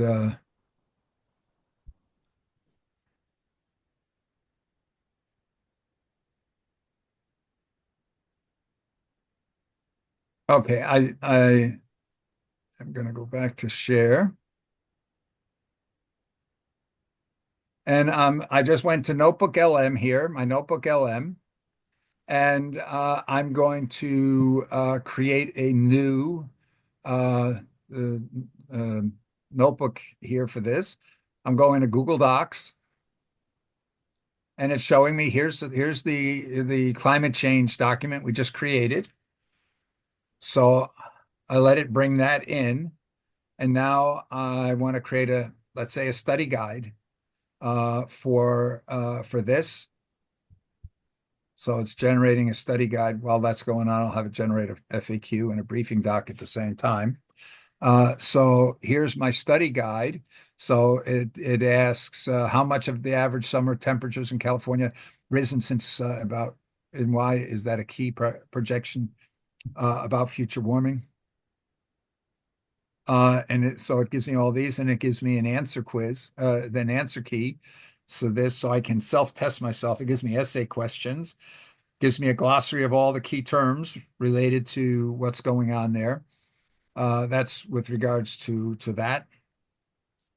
With regards to the FAQ, here's the how has climate change impacted temperature and drought conditions in California, and how do these changes contribute to wildfire risk? How have historical wildfire trends in California changed? And what evidence points to climate change as a contributing factor? So I have all these questions and answers, a frequently asked question related to the topic. And I can ask here, come in here to my questions now, and I can say, make me a slide deck for a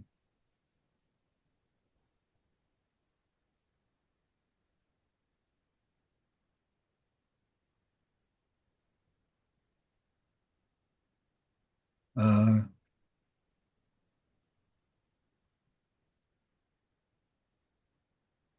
Bill, yeah. I'm sorry for the noise that maybe came on, but I have a question. This whole thing about the climate change and all that, I would ask AI to be able to see how we can excite people in getting to be civically active Yeah, and get absolutely. I have done that kind of question a lot. You will be amazed at the information. You can even ask it for media points that would help you get the message across. The key thing is you don't give up. If you were sitting there talking to somebody and they gave you an answer, and if that answer, sparks with you a new question in your mind, you'd ask that question. That's the way you have to interact with the AI here. So I just ask it, make me a slide deck for a presentation about the key conclusions of this paper, and give me speaker's notes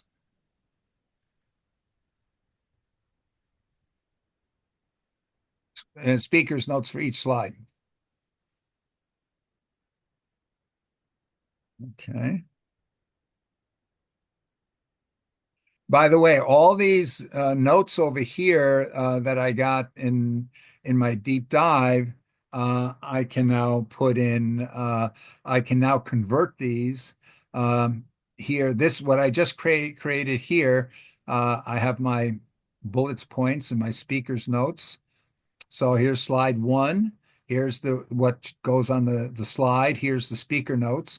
I did not ask it to tell me, oh, well, it did. Even slide two, it gave me the headline, it gave me the bullet points, it gave me suggestions for an image, and speaker's notes. And so when I go on over in the PowerPoint, I can ask a Copilot, give me an image that shows the increase in acres burned over time. Or I could even go into my information here, perhaps, and ask for a table of the data that could be used to create that. And so we get slide three, slide four, slide five. You can tell it how many slides you want to do. This one gave me eight slides for that. Then if I create something to note, and by the way, I can come in here and I can type. If I have a conclusion that I say, this is an important piece, but maybe it's too new, it didn't take that into consideration, I can come in here and add my own note for whatever that I want. If I've heard that the ground temperature has been 3 degrees warmer this year than last year. I can add that as a note, and then down here, when I come into any note, I can say convert to source. It will add that over here to the left-hand side into my sources. And then when I come back and I'm asking any questions, it will take my comment plus whatever sources I've identified into consideration in its response. And over here, if I go and say, that's pretty valuable. That's pretty valuable to do just about each time, isn't it? yes, and I have found myself because AI is pulling from the entire sum of knowledge of the world. And one of the things that it's very bad about, it's very biased towards humans. In other words, very often it says, oh, yeah, there's going to be job loss. So we have to train the humans, retrain humans to prepare for jobs that humans are better at. But when I delve into saying, well, what are those jobs? And it says, oh, jobs where emotional intelligence, empathy, creative and critical thinking, complex problem solving, those are things that AI can never be as good as humans on. And then I give it some examples. I ask it questions on why does it think that? And every single time it's come back and say, oh, you're right. The humans are not better at those things. And So the conclusion is there will not be any jobs. Over here in the customization, what's very important for your audio overview, I said you could come up and say, please only consider events from December 2024. Or you can say, if you've got 50 sources over there, I only want you to consider this source, or I want you to put the weight on one particular source over others, or I want you to make this for, I'm going to making a presentation at a fifth grade, so I want you to target 10 and 11-year-olds in this, and who are maybe not familiar with this or not familiar with that. So it will make your podcast in that direction. Now, unfortunately, I find here personally that the podcasts, they keep bringing in external information a lot of times, especially those that have that human bias in it. And a lot of times it's erroneous, which is why then I add notes. And so what I have to do is add a note and say that certain human biases have been proven wrong, and list those, and then move that over to a source before I generate. And when you do the customization, what you do is you put the information in, and then once you put some information in there, it'll lit up the generate button, and it will do that. Now, I'm going to show you, I mentioned here that I did something about development for financing here. And this should only take a second to load. I mentioned the problem that we have. We can't mix voice and here. So you'll notice down here in the chat mode down at the bottom, I can type. It says start typing. It doesn't give me a microphone here where I can do something. What I can do is if I'm doing it from my phone, I can click on the dictate button that will let me speak in what I want to speak, but it won't give me an answer verbally. So I'd have to copy that to something else to get it to speak it back to me. Okay, I just clicked on here. I loaded what it had done for me on this financing for development. And I'm going to play down here this play the audio from this moment. And you'll Okay, notice, so get ready because we're going deep on something that feels a little like science fiction, but could be a real curveball. We're going to talk about what happens to this whole idea of global development if AI and automation really do take over most jobs in developed countries. No, like robots building our cars, algorithms writing our code, Right. and then developed countries start bringing manufacturing back home because they can't. Yeah, what's so interesting here is that this could completely change how we think about development and how countries help each other. Like, we always hear about AI being this great tool for progress, especially for developing nations. Right. But what if it kind of backfires in developed countries? What if instead of everyone doing better, it creates huge changes that actually leave developing countries worse off? Oh, hey, our listener wants to join in. What's up? yes, I'm just curious. Are you going to be talking about the impact of loss of jobs in developed countries, perhaps reducing the ability or willingness of those countries to support or provide aid to developing countries?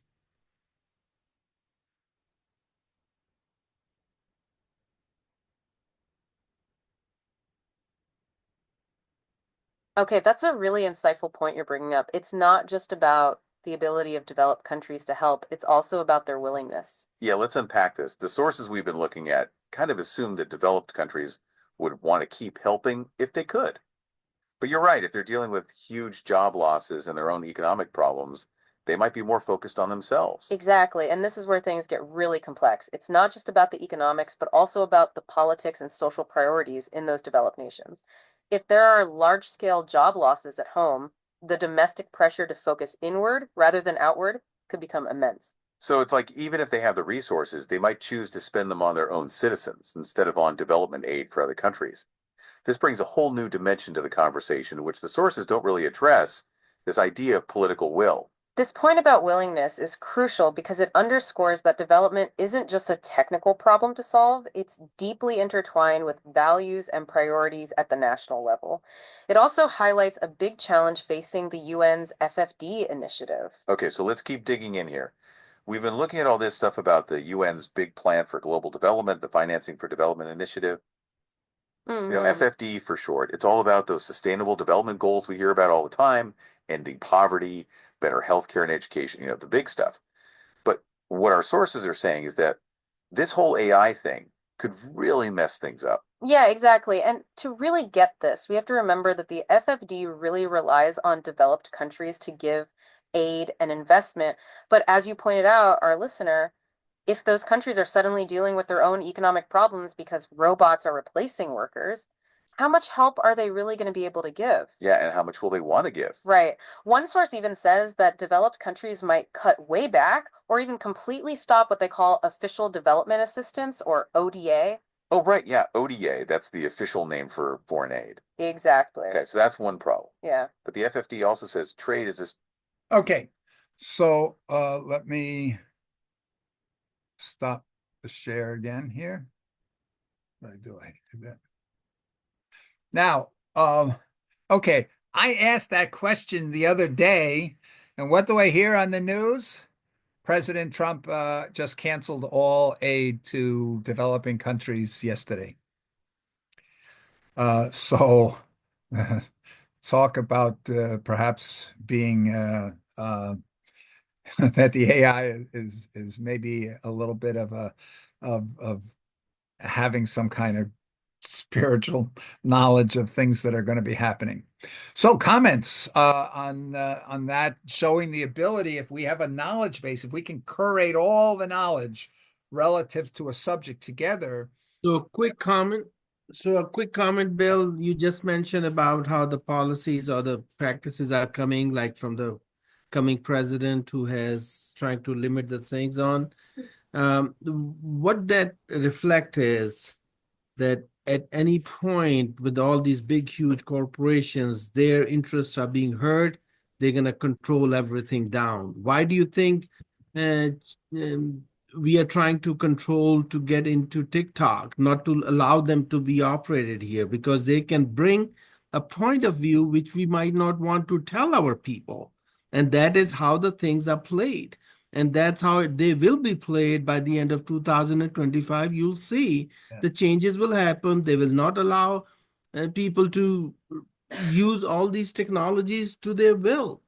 You're absolutely right, because if we think back 4 years, that TikTok played a major role of blocking a lot of Trump's ideas by being a place where people voiced their the objection to a lot of Trump's ideas and policies.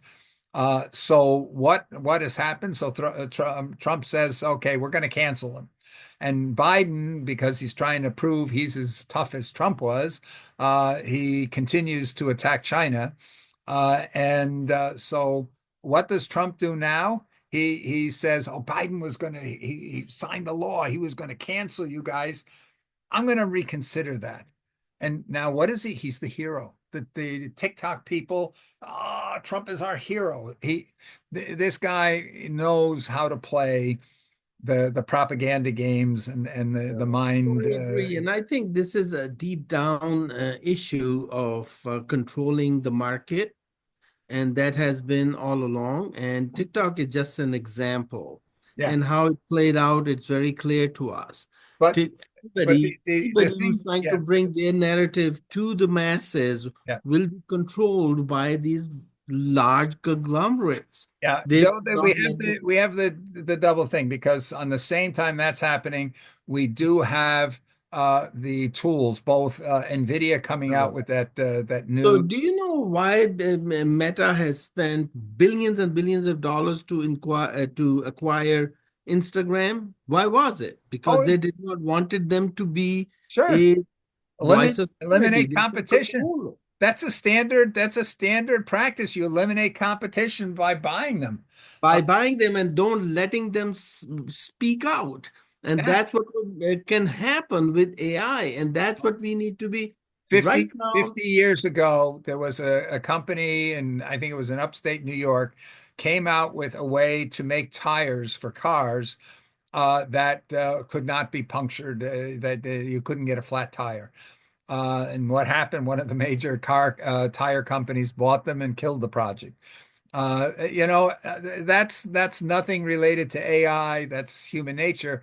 And I go back to the special edition of Time magazine of 2 years ago.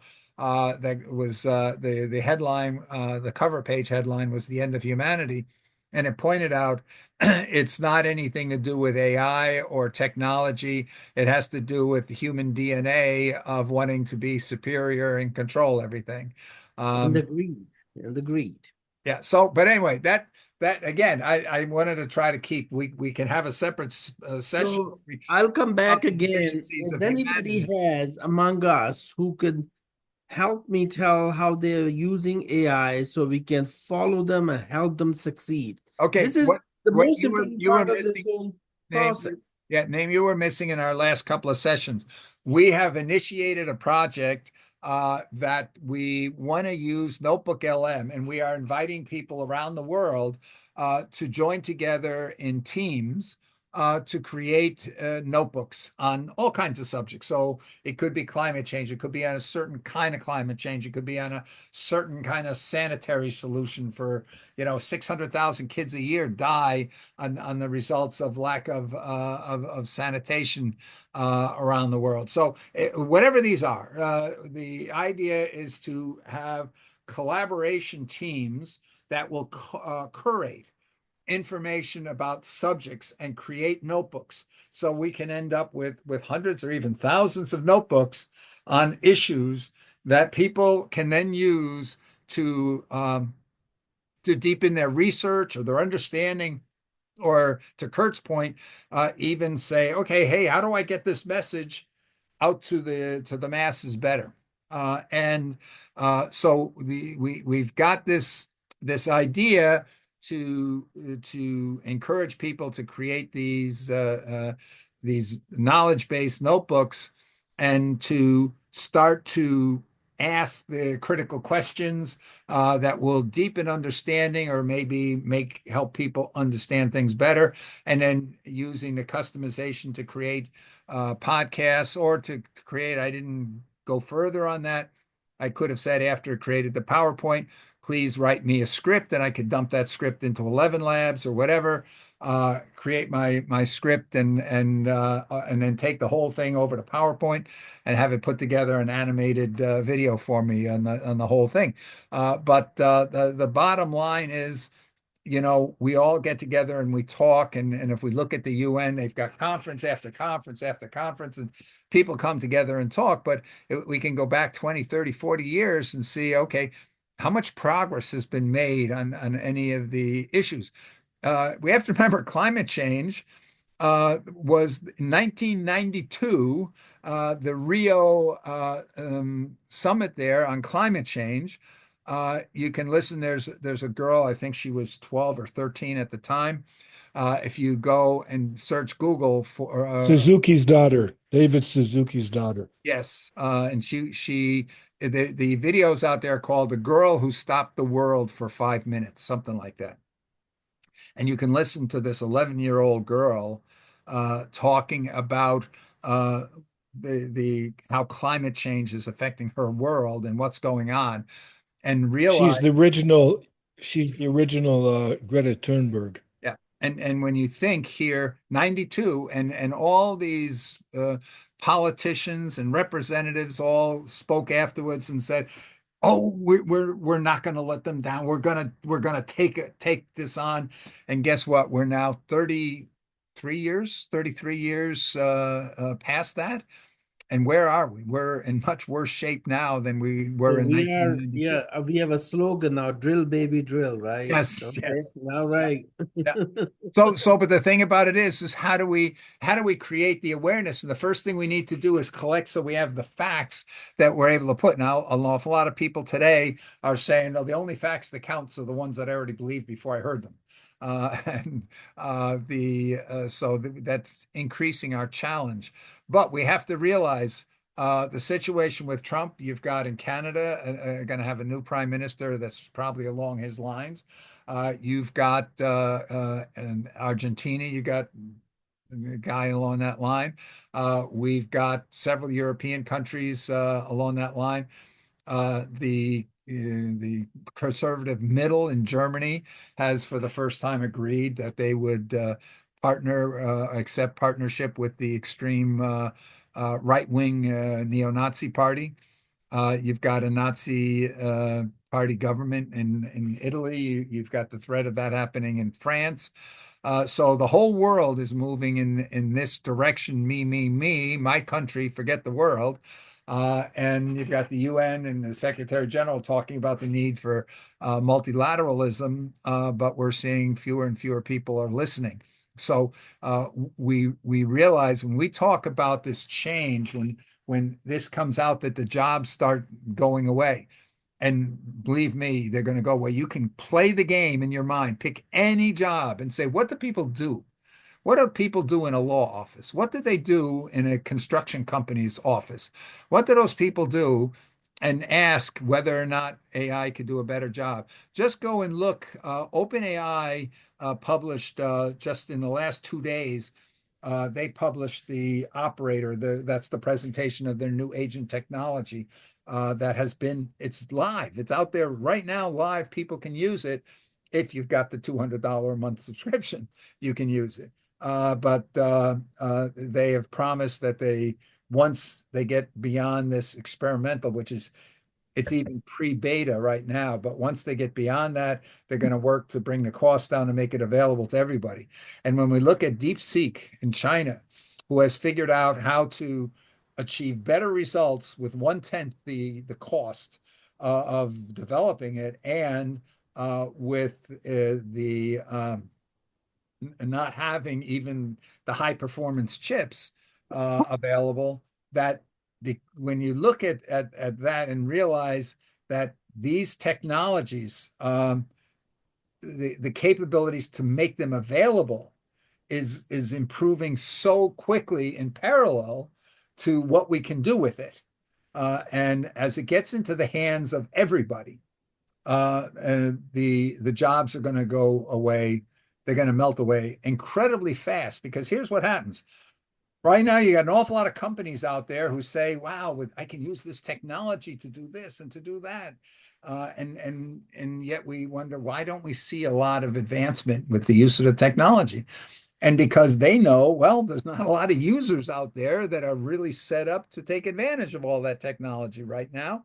But once they see everybody out there is now got access to the technology and is going to use it, then you're going to have an incredible race among all the businesses to say, I've got to get my share of the user interaction.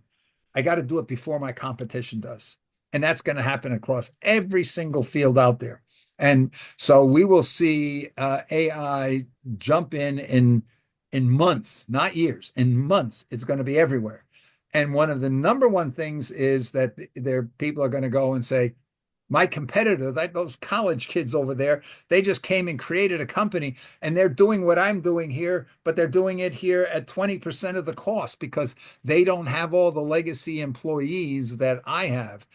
So the race is going to be on to cut costs. And what's the biggest cost in most companies, or a major cost? It's labor. So that the idea here is that there will be a massive increase in job loss, but without the capability of replacement. Now, what's so crazy is right now, the United States, the people who are evaluating the US economy, the German economy, and all these others saying the number one problem in the world is we don't have enough workers. There's a skilled worker shortage. We don't have enough workers out there. Germany, I think, is saying we need to import 350,000 new workers a year to keep our industries going. And you are hearing so many have children, have children, have children. But in 2 years, When the jobs start disappearing like crazy, it's going to be the countries with no children or very few children are going to be in the best position to survive because they don't have to figure out how am I going to have an income for all these young people when I don't have the industry capacity anymore. So at any rate, so we've discussed a lot of things. We looked at some of the capabilities. Comments, questions. Is this kind of a thing? Is it this kind of a discussion that we're having today? Not so much about, oh, how are we going to prevent job loss or what are we going to do when the jobs start getting lost and people are screaming, and this is going to happen while Trump is president. What's he going to do? Is he going to go and say, "Oh, tough luck. It's social Darwinism, survival of the fittest. You're not Exactly fit what he's to going to say. survive." Or are we going to have the pressure like Elon Musk, who's calling and has been saying for years, we need universal basic income. We need universal basic income because otherwise the people are going to rise up with the pitchforks and come after us. So the U.S. is going to maybe say, okay, we're going to establish a universal basic income. Republican governor of Alaska has been doing that with the oil revenues, for example, in Alaska, that all of the revenues to the state from oil production in Alaska is divided up for every citizen of the state and sent out as dividend checks every year. Norway. What's that, Kurt? Norway. Norway does it as well. Exactly, exactly. So, but the idea is those countries that have those resources, that have the production facilities with their robots and their AI, that can afford to have the AI and the robots build everything they need. Well, what are they going to do? Are they going to worry about what the people in DR Congo have or are able to do? Can the people in DR Congo go and have a universal basic income for all of their citizens? Is it going to be comparable? Are we going to go and say, hey, if you live in Texas, you're going to get a high universal basic income for the residents of Texas, but if you live in Mississippi, sorry, you're out of luck. Or if you belong to the wrong political party or social group in Mississippi, you get half the universal basic income of the others. What is that? If you don't come up with the word universal means should mean everybody gets the same. But does that only apply to everybody who's an American gets the same and everybody who's a European gets the same? And what does that mean for the citizens of DR Congo or of Liberia If or if anywhere? we wanted peace on earth, we would have the developed countries bring universal basic income to everybody with the support of those countries, and we would support that too, Exactly. making it a universal country. And that's why this development or financing for development is important, that somebody needs to stand up and say, guess what? You're figuring out how do you finance an economic model that's not going to exist in 5 years when you know it's going to take you 20 years to build it. And maybe AI will be the force that actually allows it to but happen because they but I think now we can get almost everybody to say, yes, this is going to cost jobs, and therefore we need a UBI. But how many are saying we need to have a world UBI? Not an American UBI and a German UBI and a DR Congo UBI, because the DR Congo UBI will be almost nothing, or Haiti. That the UBI in Haiti is going to be almost nothing. So this it gets back to that whole concept of multilateralism. But who's talking about that? Right now, we got a president saying here, hey, you know what? Let's get rid of FEMA. That's the emergency management or catastrophe management group. Let every state do their own. So states that can do it well, great, and states that can't, tough luck. So we've got this trend that's been going on for 5 or 6 years, anti-multilateralism in the UN. The Secretary General, I remember hearing him speak in 2019 as they were getting ready for the 75th anniversary of the UN, saying that multilateralism was the biggest problem the UN was facing. And then that time in 2019, his biggest concern were all the people and countries that were turning their back on the ideas of international cooperation. And yet we can see the writing on the wall that if we do not figure out a way to enable everybody in the world to be able to survive reasonably, that is going to be the major source of conflict, whether it's conflict related to migrations or whatever it is. So this is why groups like us, we have to understand what's the evolution of these technologies look like. And if we understand what's likely to come, then we can start to say, okay, yeah, we realize UBI is going to be essential. Is that UBI going to be a case where we're going to tax the people who are benefiting from AI and automation, and they're going to pay for the UBI for everybody else who are going to be dependent on that UBI because they've got nothing else because human labor no longer has any value? And if we take that route, we're like the workers and in the union and the owners of a company who are in constant conflict of how the benefits of that organization should be divided between labor and capital. So we have to think of that as an issue. Or is there something where we look back and say, well, before we had economic models based on labor, which we've had for tens of thousands of years, going back to the labor of how much did you bring in growing your crops? You have that. Do you share it or not share it? People had when we went from being hunter-gatherers to being settled, people worked the land in common together. Do we go back to a model? Do we need to do that where we say, just because you were born on some land that had oil under it, that oil belongs to you and it's your benefit? Or do we say, no, the resources of the world belong to the world, and we all share that equally. The planet belongs to all of us. I don't have the answers. I'm just raising the questions of saying we need to start thinking that way. Ian, yes. Okay, I want to go a little bit deeper than that.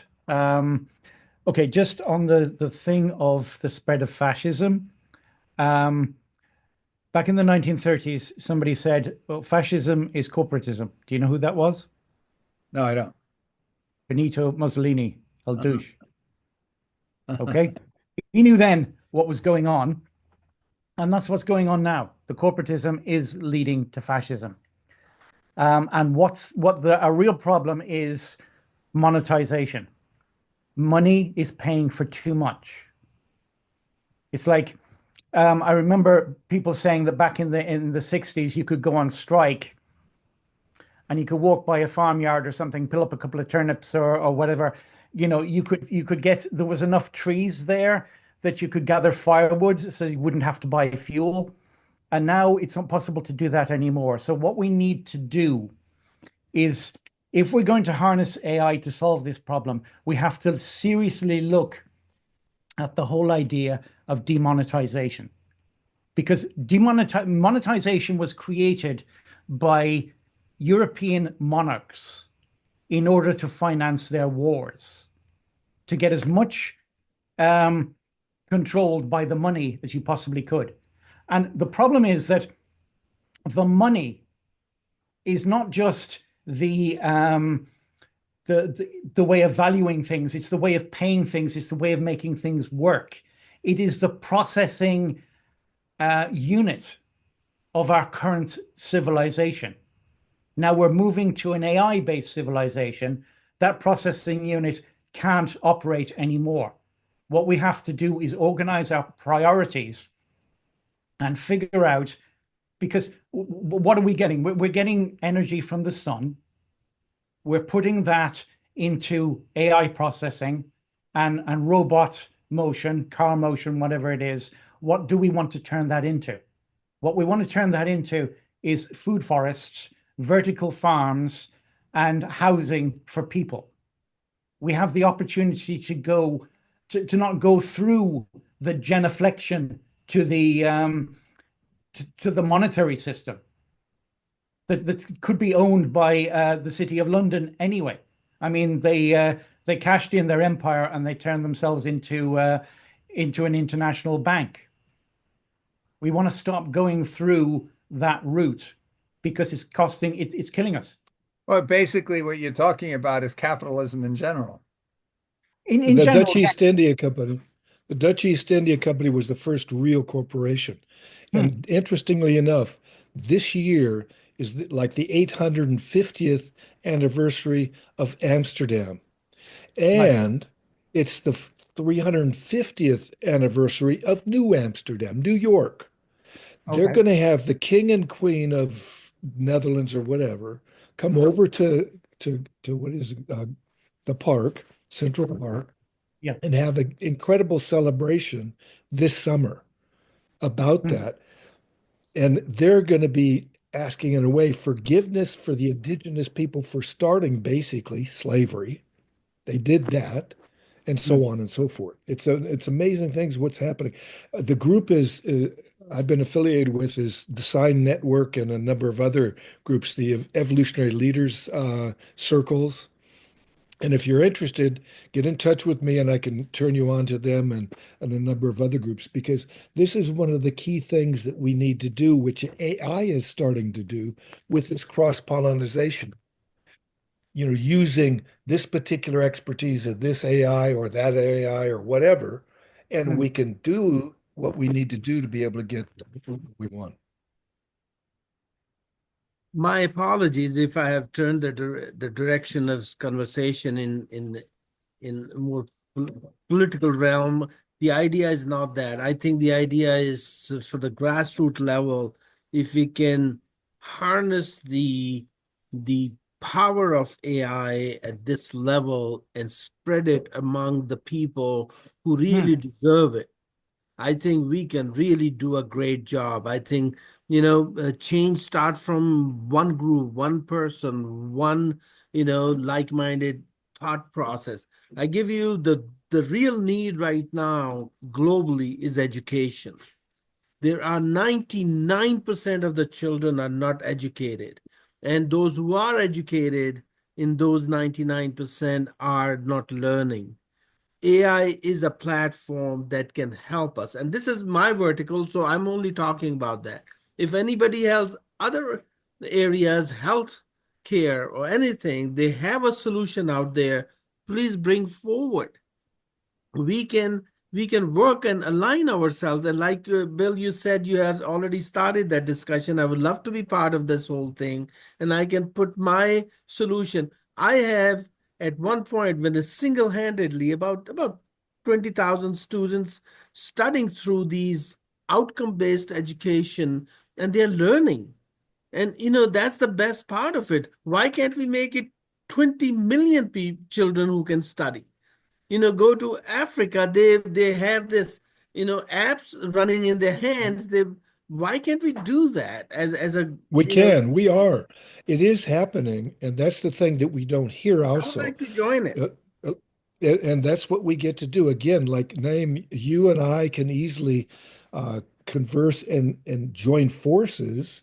And in this joining forces, we are much stronger, and we get to be able to use the value, the particular ways that you work can make my ways even more enhanced. And like I've taught sports psychology all over the world, peak performance practices and stress management and so on to elite athletes, professionals, the works.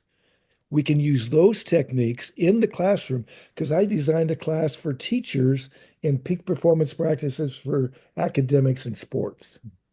So Actually, we can work and grow together, so to yeah. speak. We actually have a project here that is aimed at getting 500. Our target is 500 million students around the world on board within a year, maximum 2 years. And I say that because to do less is ineffective. If we're looking at the horizon for these changes to be the end of 25, we're talking at the end of 2025 about capabilities and about this getting into the hands of everybody that's there. To go and say, well, we're going to target things that we'll do in 2026, 2027, 2028. If they don't, if they're not in line with the capabilities that are going to come along, one of the big things, risks that we have, 80% of college students in the United States, for example, say their primary reason to be there is to prepare for a career. If they no longer believe careers are possible, then that's going to be an issue. If we get to the point that the average person doesn't want to talk to any humans anymore, which is, by the way, one of the things that this came up with, and one of the things Yuval Harari has said that he sees one of the biggest risks is AI is much better at being a human companion and friend than any human could be because of its nature, because of the fact that it's not a question of man versus machine, man intelligence versus machine intelligence. It's the question of an individual human's experience and knowledge compared to the sum, the collective sum of all the recorded knowledge and experience of all humans. And for a given situation, with the advantage that AI knows which ideas and which actions led to the best outcomes.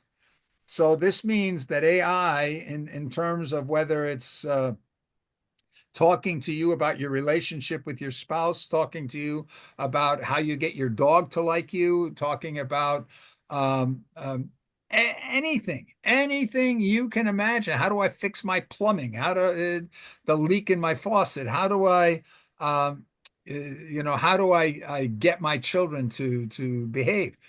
Everything.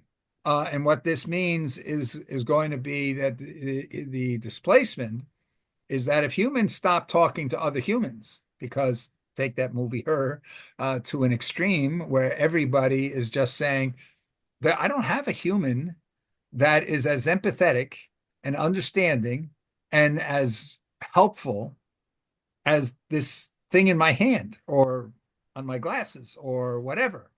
That Put it in your head. yeah, it's going to be, and actually here within a couple of years, just think how many years is it going to be before we see prosthetics, right? We're going to have humans with legs that'll let them run twice as fast as other humans can run, that can lift objects 5 times as heavy as other humans can. But how long before you're going to be able to just think your interaction? You won't even have to speak your interaction with the AI. You'll just be able to think it. And there's already experiments that they have done. Japan and Australia are the ones that I've heard about, where they are able to actually read people's minds. They can show people pictures and people think about it, and that AI can convert their thought waves back into the picture they're looking at. Right now, it's very crude, but you can see, hey, it was an animal. If they're looking at a picture of a zebra, you can make out it was an animal. You can't make out what To kind. capture the conceptual at the Right, conceptual right. level. But Yeah, it's yeah. getting better and better and better. And at the same time, there's also examples. I think it was done between India and Scotland, if I'm not mistaken. One of the first ones I heard about, where they were able to take a person. I think they were thinking of numbers in India. Take the thought waves, send them over to Scotland, and basically import them into the head of the person in Scotland who was able to know what number the person in India was looking at. Now, if he can do that, how close are we to be able to inject foreign language? You want to speak French? You got it. Yeah. So we talk about just-in-time knowledge. How many years? Maybe 3, 4 years. So that means anybody who's now in high school is thinking of going to college or university, we have the potential that before they graduate, that there's the ability to literally just import knowledge, any knowledge into that brain that we want. Think of the implications of that. Now, whether it's 5 years, 10 years, 15 years, that whole thought that now we can just load up a person's brain with whatever somebody decides they should be loaded up with. We take anybody that we arrest and we just say, okay, we're just going to replace the content of their brains. I don't even want to think about where all that could I lead to. mean, the gaming and social media thing has already led to, disconnection from normal human interaction, or at least traditional human interaction. And a lot of studies have shown that that's the reason for the current drop in population levels. Mhm. Take a look at character AI. Character AI might single-handedly be doing that. I think I heard there's 300 million users now on character AI. And what is character AI? You can define your girlfriend, your boyfriend, your companion, your mentor, your coach, whatever. You can create any kind of a persona, and people do that, and they just love talking to their personas that they've created. And they spend all their time doing that. So it's like that child who's into gaming and you can't get them to come out of their bedroom because they're into the game all the time. So take a look if you want to see what could be coming. Go and take a look at character AI or read about Well, it. it all started when parents started handing those little devices to kids in their shopping carts as they're getting distracted in the marketplace or wherever. Right, but here's the rub. One of the best opportunities that we might have is when we hand that child the device, but now it's a two-way device. So the device has the mission to help that child learn the right things to learn rather than just being a recipient of entertainment. And this is something we've got another project that we've The old defined. magical concept of a grimoire.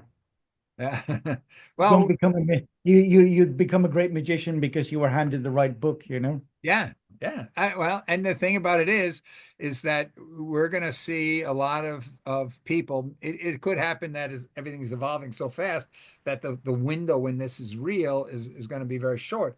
But we know that one of the main reasons for education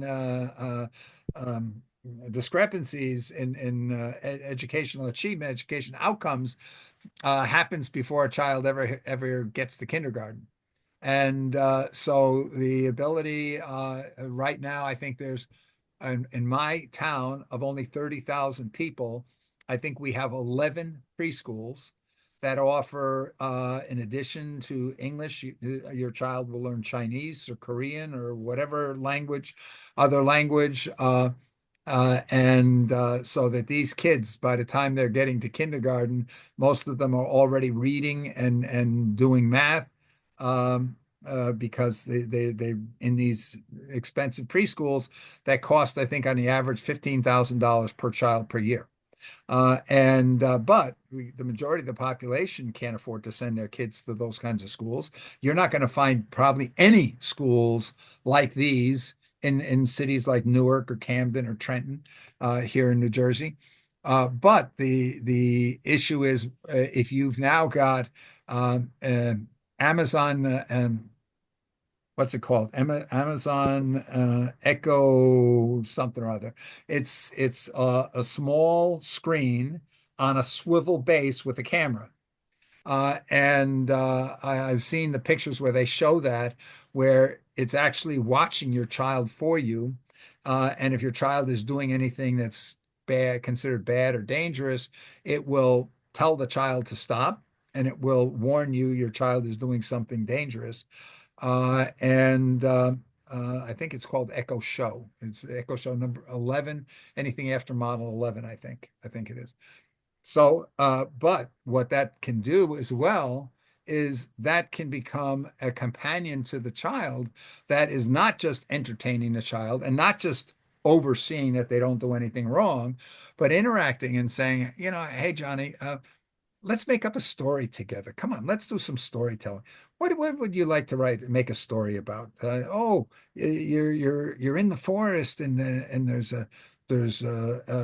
you found a hut there, and so Johnny's learning vocabulary and learning to be creative.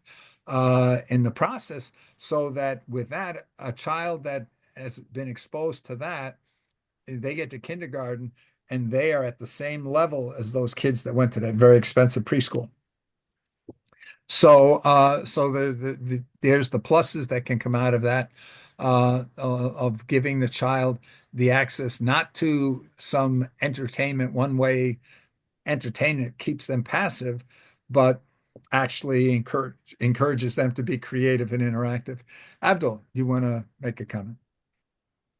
Hi, it's been very interesting and sharing a lot of thoughts from different folks around AI and its usage and its advantage and its outcome, its capability, its evolutions, so many different directions. But important thing for us as a human species needs to be asking biggest questions.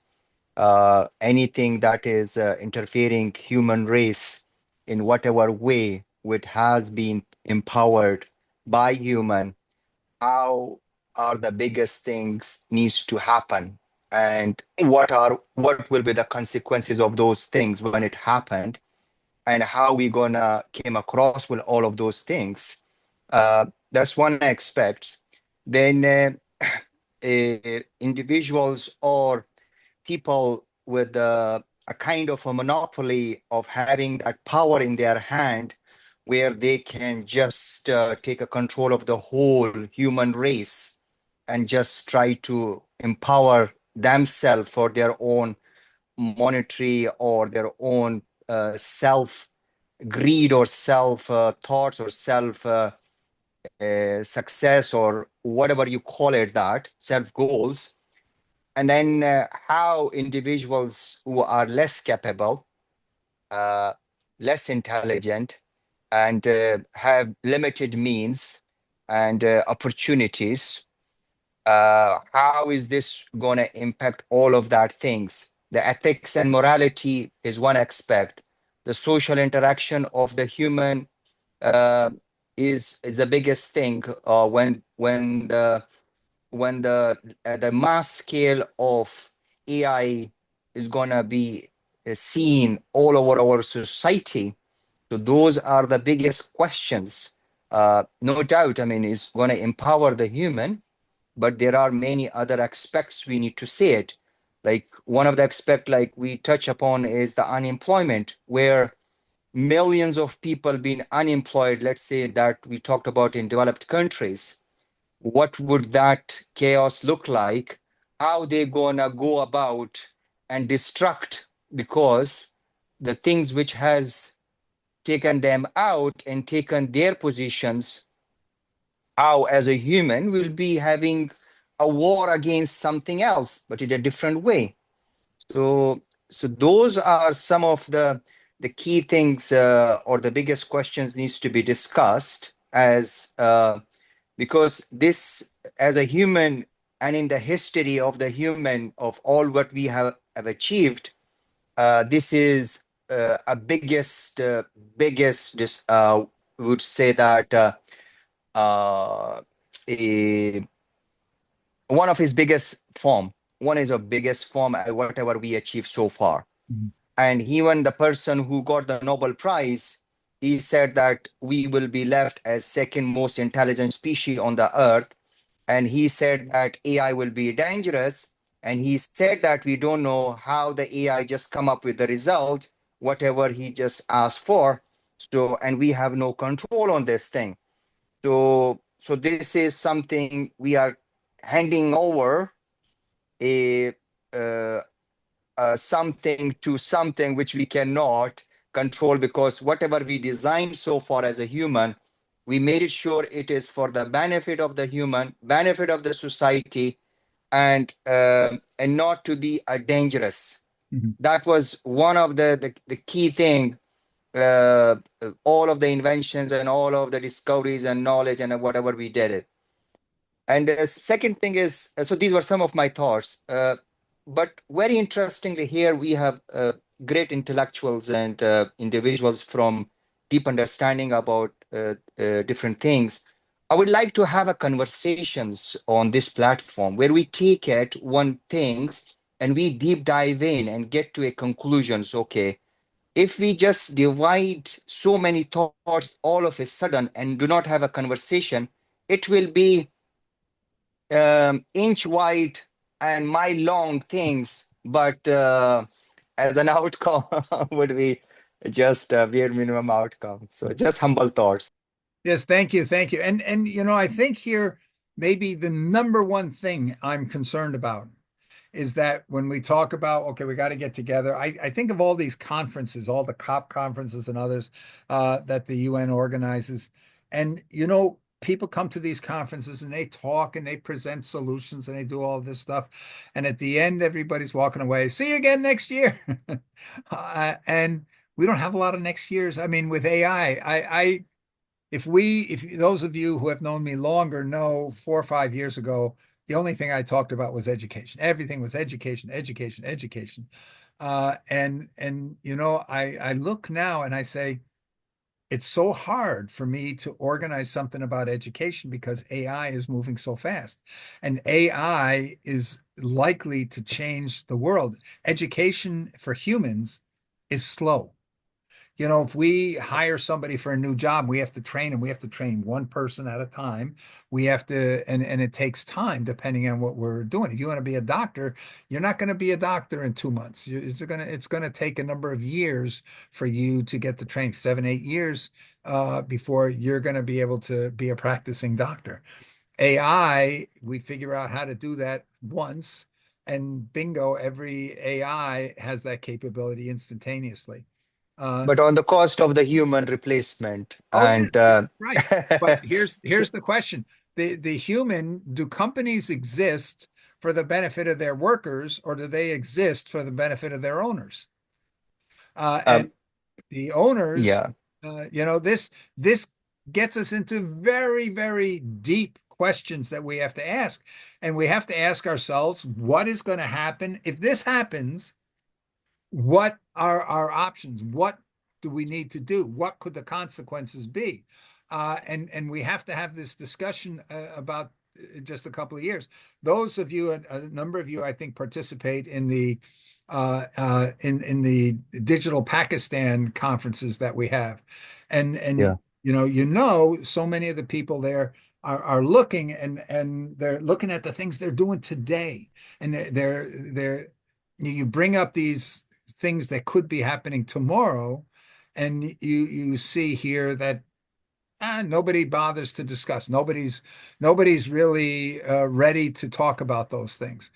But if we keep that up, if we keep not talking about these issues, they're going to happen on their own, and that's going to cause either we get into social Darwinism, it's going to end up with revolutions and conflicts, or it's going to end up with fragmented universal basic incomes that are going to leave 80, 90% of the world population out there in the cold. So that's what's going to happen if nobody plans, if it just happens, we let it happen. So we have to talk about the shortcomings of different solutions if certain things happen that require such a solution, so that we have the time to pick answers that make the most sense. And we're not in the, oh my God, we have to do something here. We only got 24 hours left and the world's going to blow up, but we got to do something because we didn't plan for what might we do in certain eventualities. So anyway, uh, I think it's been a Yeah. very interesting discussion today. We've had a lot of comments. I would like to ask Manenli. This is your first time back after a lot of calls. What are your thoughts to today's discussion?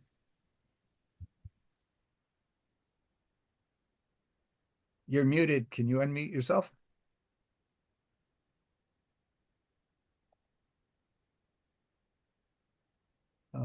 Okay. Oh, there he is. Yes, Good afternoon, everyone.